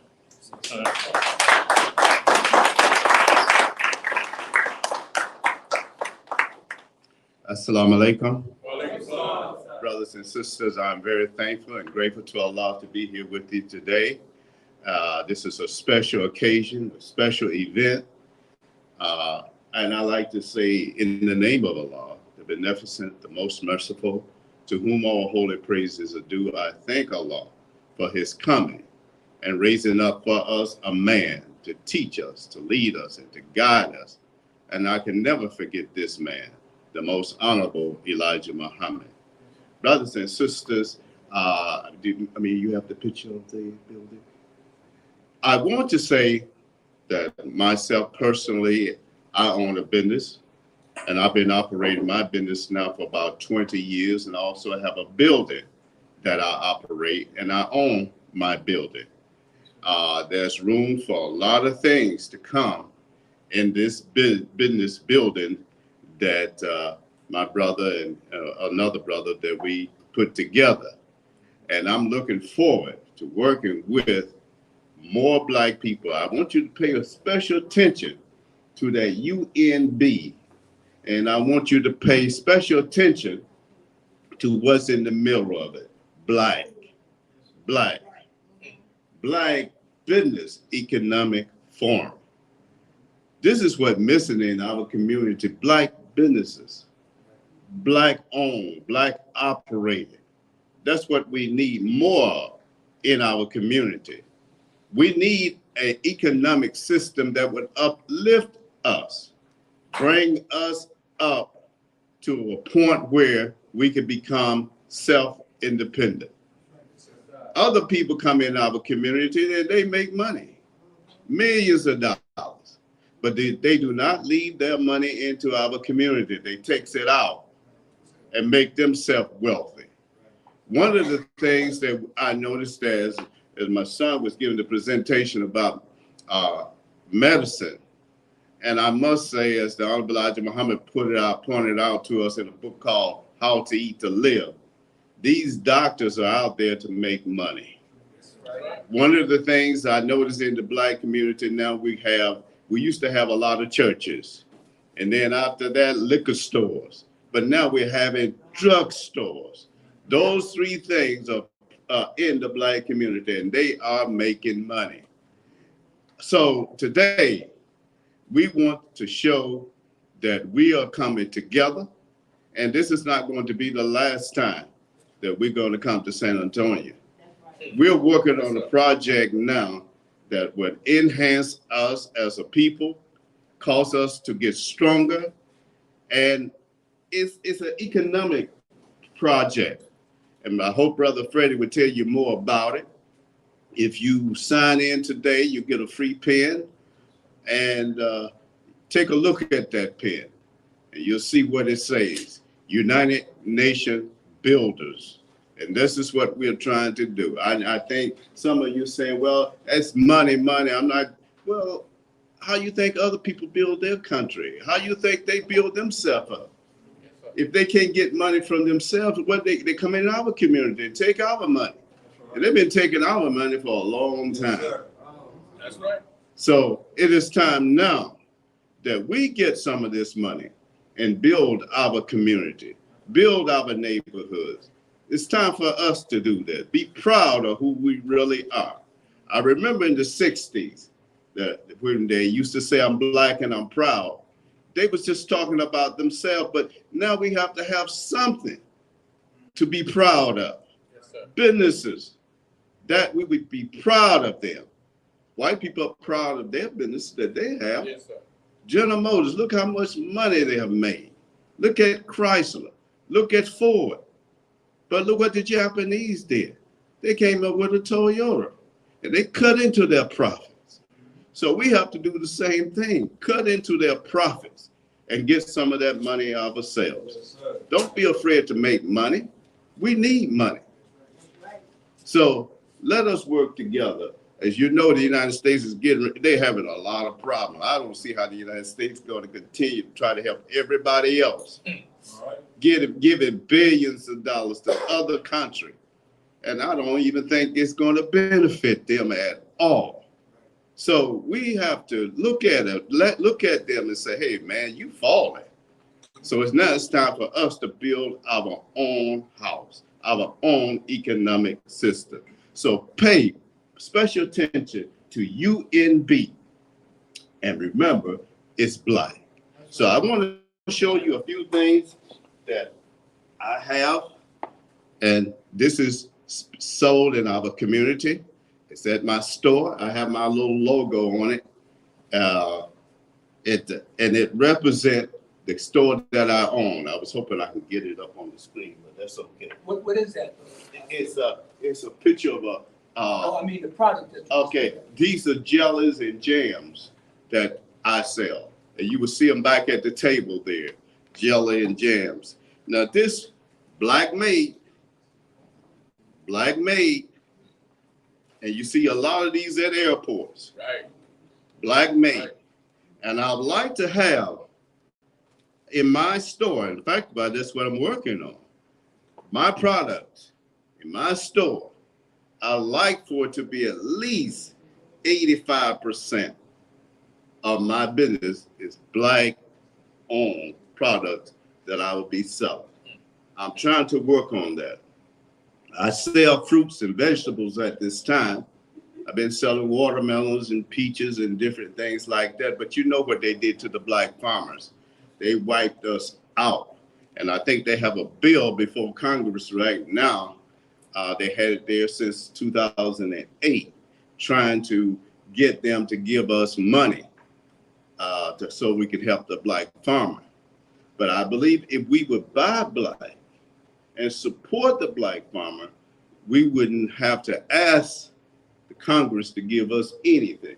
And that's one thing black people have to do. If the government doesn't give it to us, I think we have enough energy, enough power among ourselves that we don't have to sit down and beg the government to give us anything. You know how they treat us. It's the government that treated us like dogs, and they support anything that would be against black people. So I'm saying I give you I think for the reference, my email address. My store is called Your Community Market, and my email address is Shahir, the spelling of my last name, SHAHEER @yahoo.com. And I say and I actually mean the letters O, not the zero O, but the Shahir @yahoo.com. And that's a photo of the business that I operate in the city of Toledo.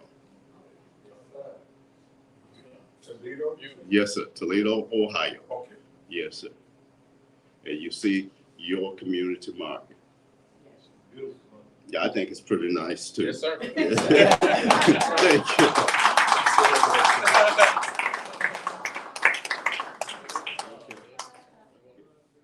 Any questions?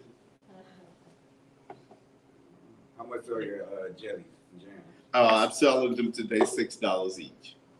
$6 each.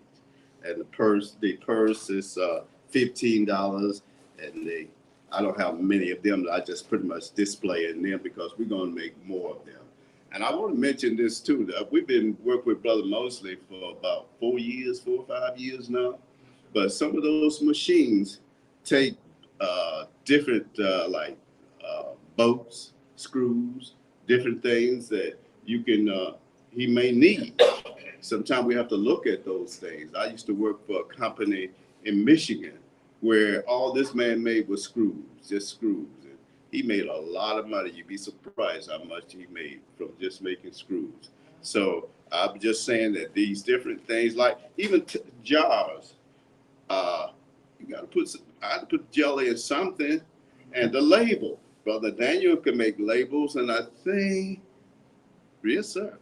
Brother Sharif makes a label, can make them out also. So we can support each other.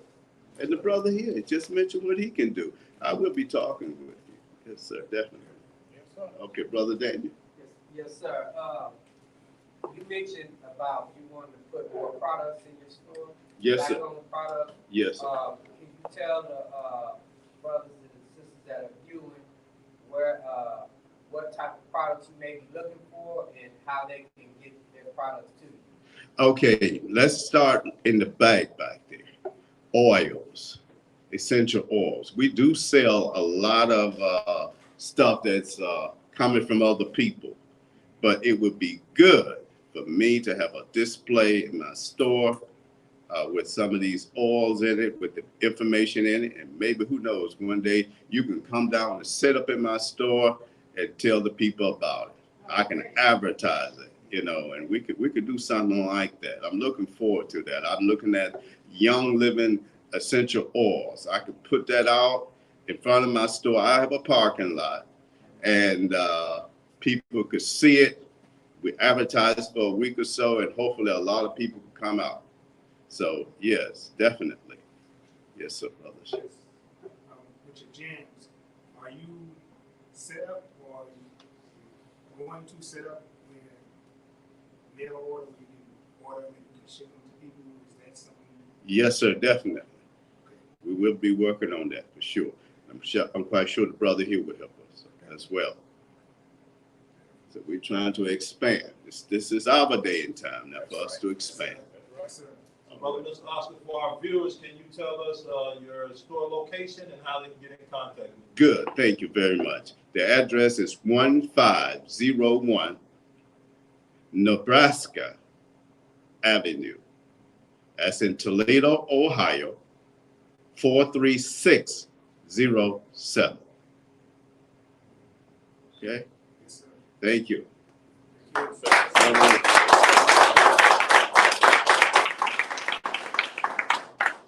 Thank you, Brother Minister Oscar Shahir. So now I'm going to bring up our president, and let me just say this, Brother Minister Oscar Shahir is our statutory agent.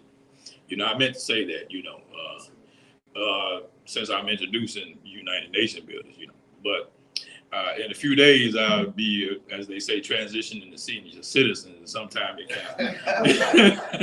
can, sometimes in my thought process, I can feel it.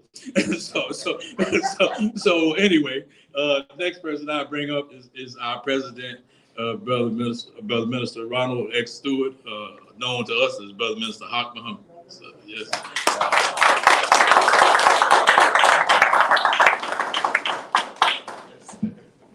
Assalamu alaikum.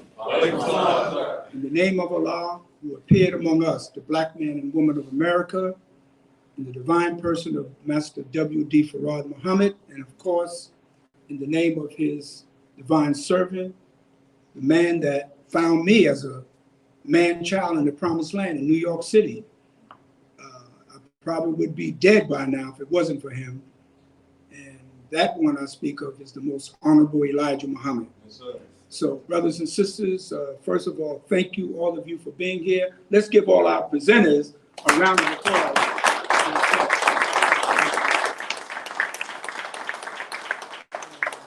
I enjoyed, information is valuable. I enjoyed every word that I heard this evening, and hopefully we can do this again on a bigger scale. And if the listening audience and the viewers take that information, get in touch with these brothers and sisters, so you can buy products from them. You know, I try as best I can to buy products from black manufacturers, black businesses.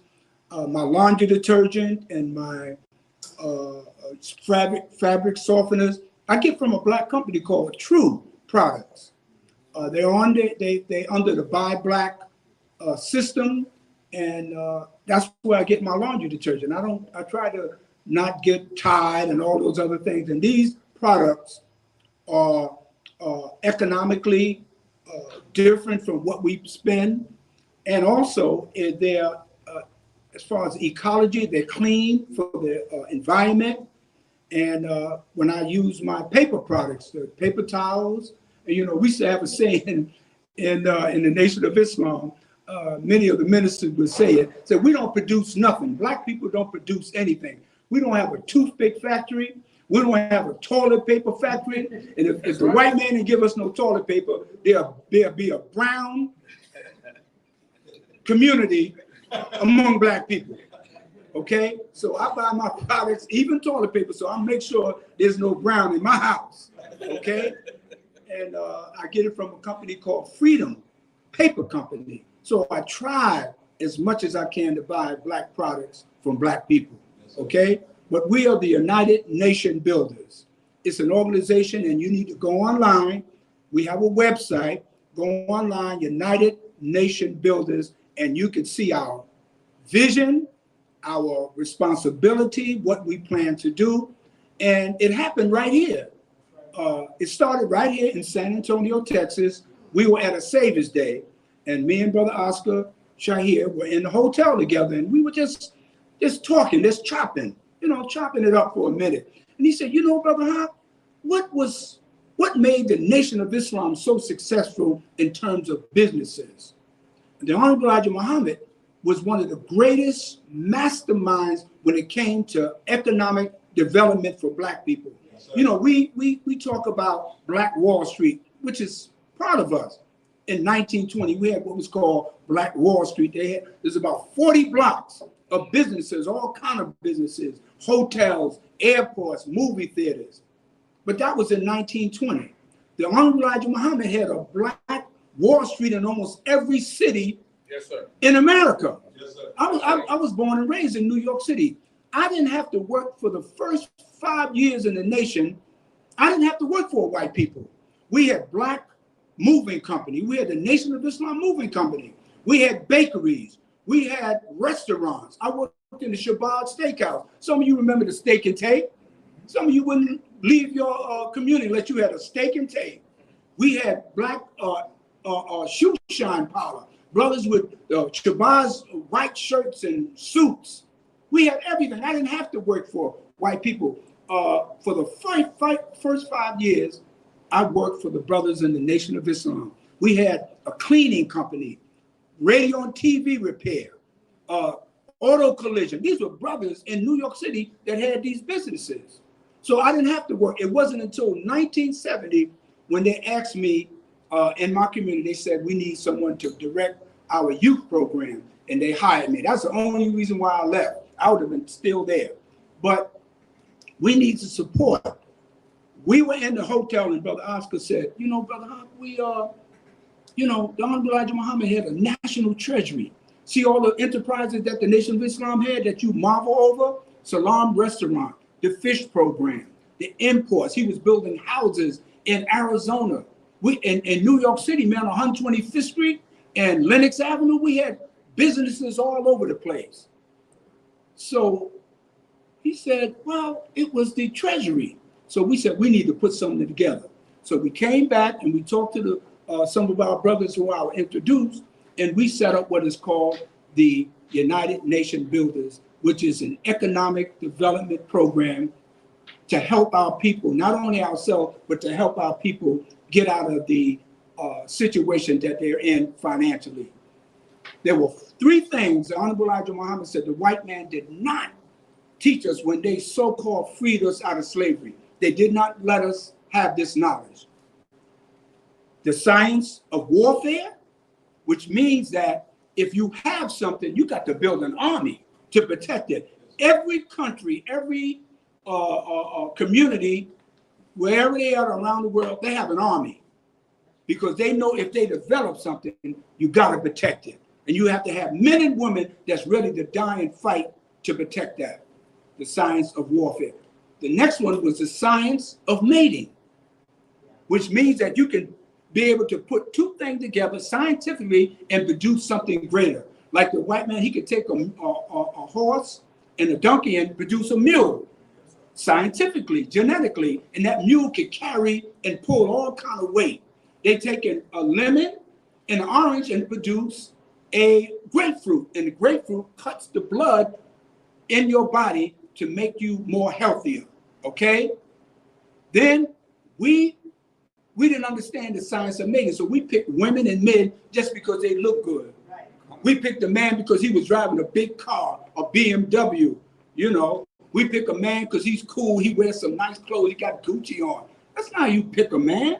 That's not how you pick a woman because she has big hips and whatnot. No, you pick her for the knowledge and the science and the love she has that will produce a great nation and nurture your children and produce gods right here, as Brother Rashid was saying. Okay? The science of mating, we don't understand that. And the last thing was the science of business.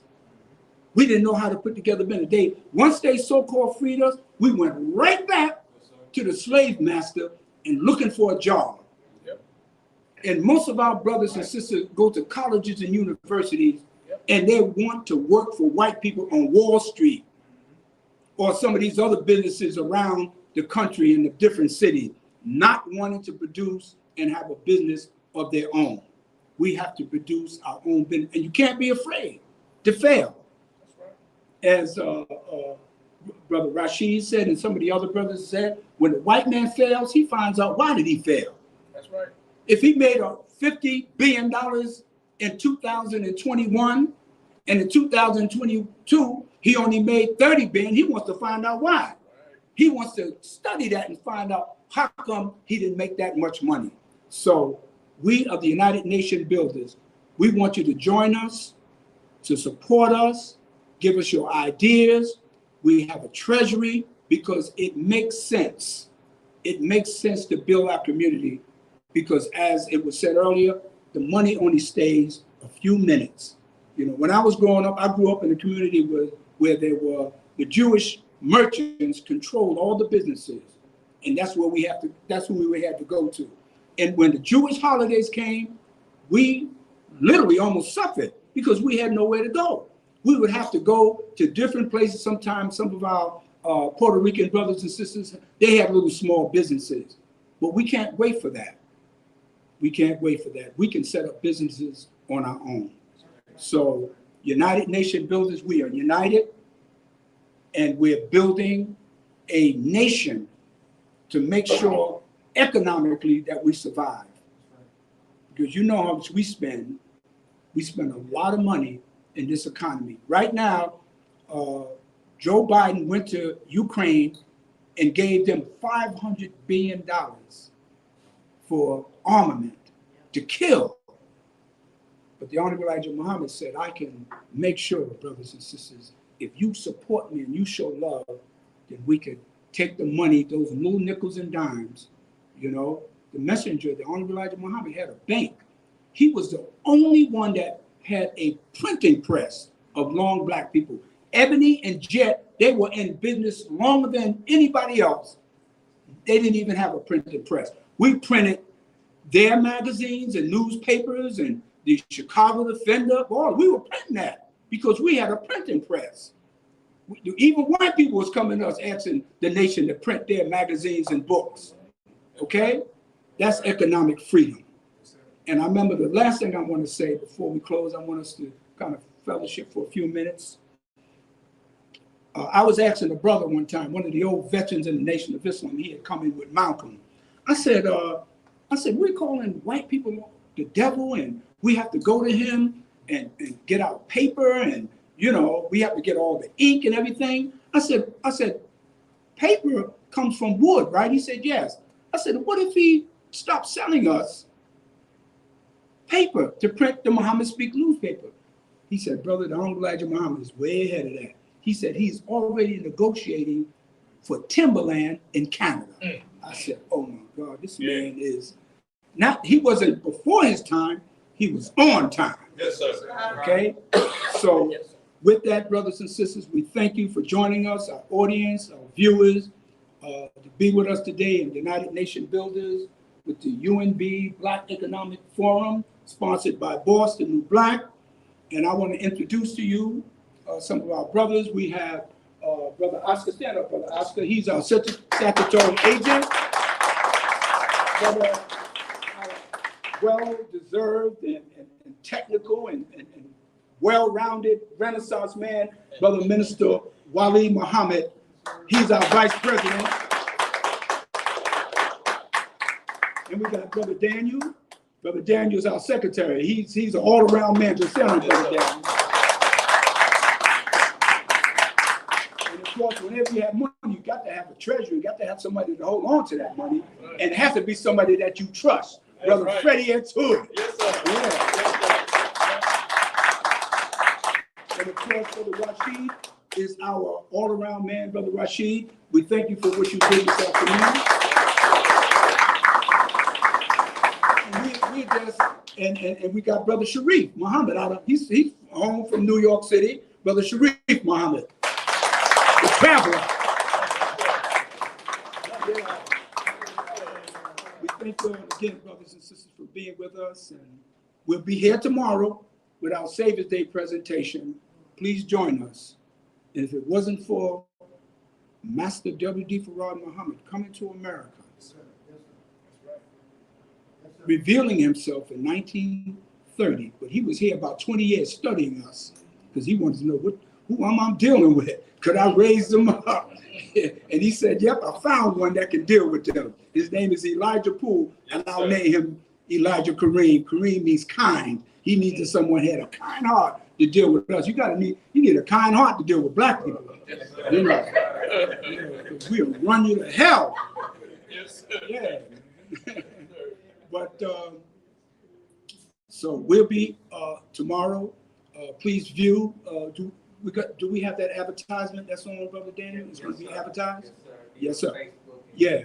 And yes, and we thank for Brett. You know, for many years, you know, my brother-in-law grew up in the doo-wop era with Frankie Lyman and Teenagers, and right before the Temptations and a lot of the groups back then, the Five Heartbeats. You know, my brother-in-law, they would be at shows all over New York City, on the East Coast. You know, they never got paid. Never got paid. So we thank Brad, you know, for being that kind of instrument and vehicle so our people not only can record and produce, but get paid. That's what Sam Cooke and all of them were trying to do, you know? And he was coming in the nation. Who knows if they assassinated that brother, you know? Yeah. But thank you, brothers and sisters, for being with us. Anything else? We just want to acknowledge the brother that was on a conference call every week helping us plan this event together. Those brothers who are not with us today, but a lot of them are online and they're commenting online saying this is a wonderful event. They enjoyed everything that they heard. So we got plenty of viewers on those social media sites that are viewing it today. Yes, sir. We have many, as Brother Wally said, many brothers and sisters viewing this presentation. We have brothers that are members of our Sunday. We have Sunday lectures where myself and Brother Minister Wally give you the teachings of the Honorable Elijah Muhammad as it was given to us from him in his lectures and his writings. So anything else? Brother Danny, if you don't mind, if you can give everybody how they can get in contact with us. Yeah, come on up and give us our contact.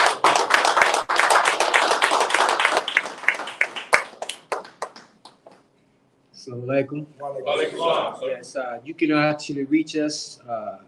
We have a website, www.unitednationbuilders.org, and that's builders.org. Go on there. There's plenty of information that you can find. Also, you can reach us on Facebook. We have a United Nation Builders Facebook page. Also, Muhammad's Temple United.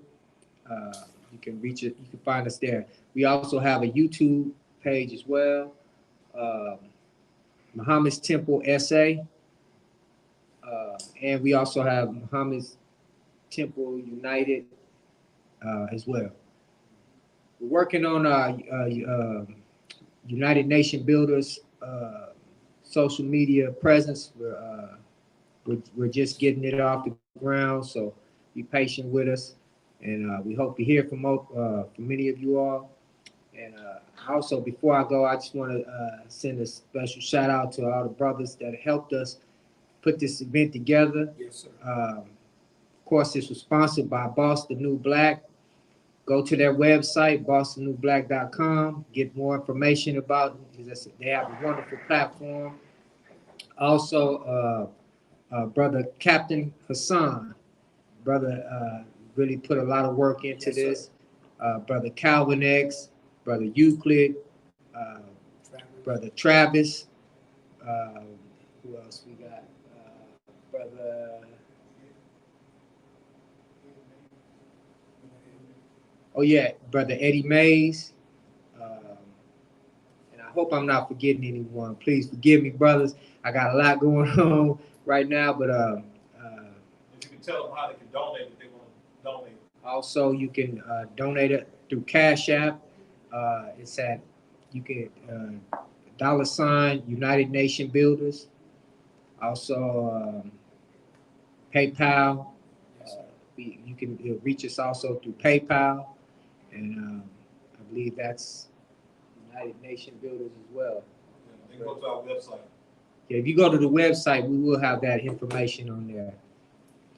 And thank you all for attending. My name is Brother Daniel. Assalamu alaikum. So I will close out in prayer, but I say to each and every one of you, once again, thank you for being with us. And safe travels. Make sure you get back home safe. You know, we live in a very serious time. Keep your eyes open. You don't know what's out there. You know, in New York City, man, it's almost like every day there's a murder, there's a killing, there's some form of violence happening. So keep your eyes open, protect your family, and let's be woke, as they say, you know. So let us please stand for prayer. In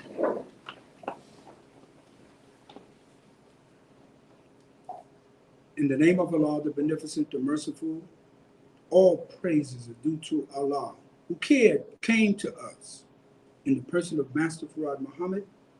We thank him for raising up in our midst a leader, teacher, and guide, the most honorable Elijah Muhammad. O Allah, we ask thy help and we seek thy mercy. We ask for your guidance. We ask that you strengthen us in our knowledge, wisdom, and understanding, and of course in the science of everything in life. O Allah, in this time of trouble, in this time of judgment, in this time of the fall of America, we ask that you protect us. If we stumble, if we fall, if we make a mistake, bless us to get up again. O Allah, we ask that you in this time give us the sight, give us the vision that we can continue in our work. O Allah, we know that you're the oft returning to mercy and you're the master of all circumstances. O Allah, we ask that you protect these brothers and sisters that are here today when they leave here to return whatever destination that they go to. Protect them and bless them to come again. Whatever we plan to do today, tomorrow. And oh Allah, make us better today than we were yesterday. Make us better tomorrow than we are today.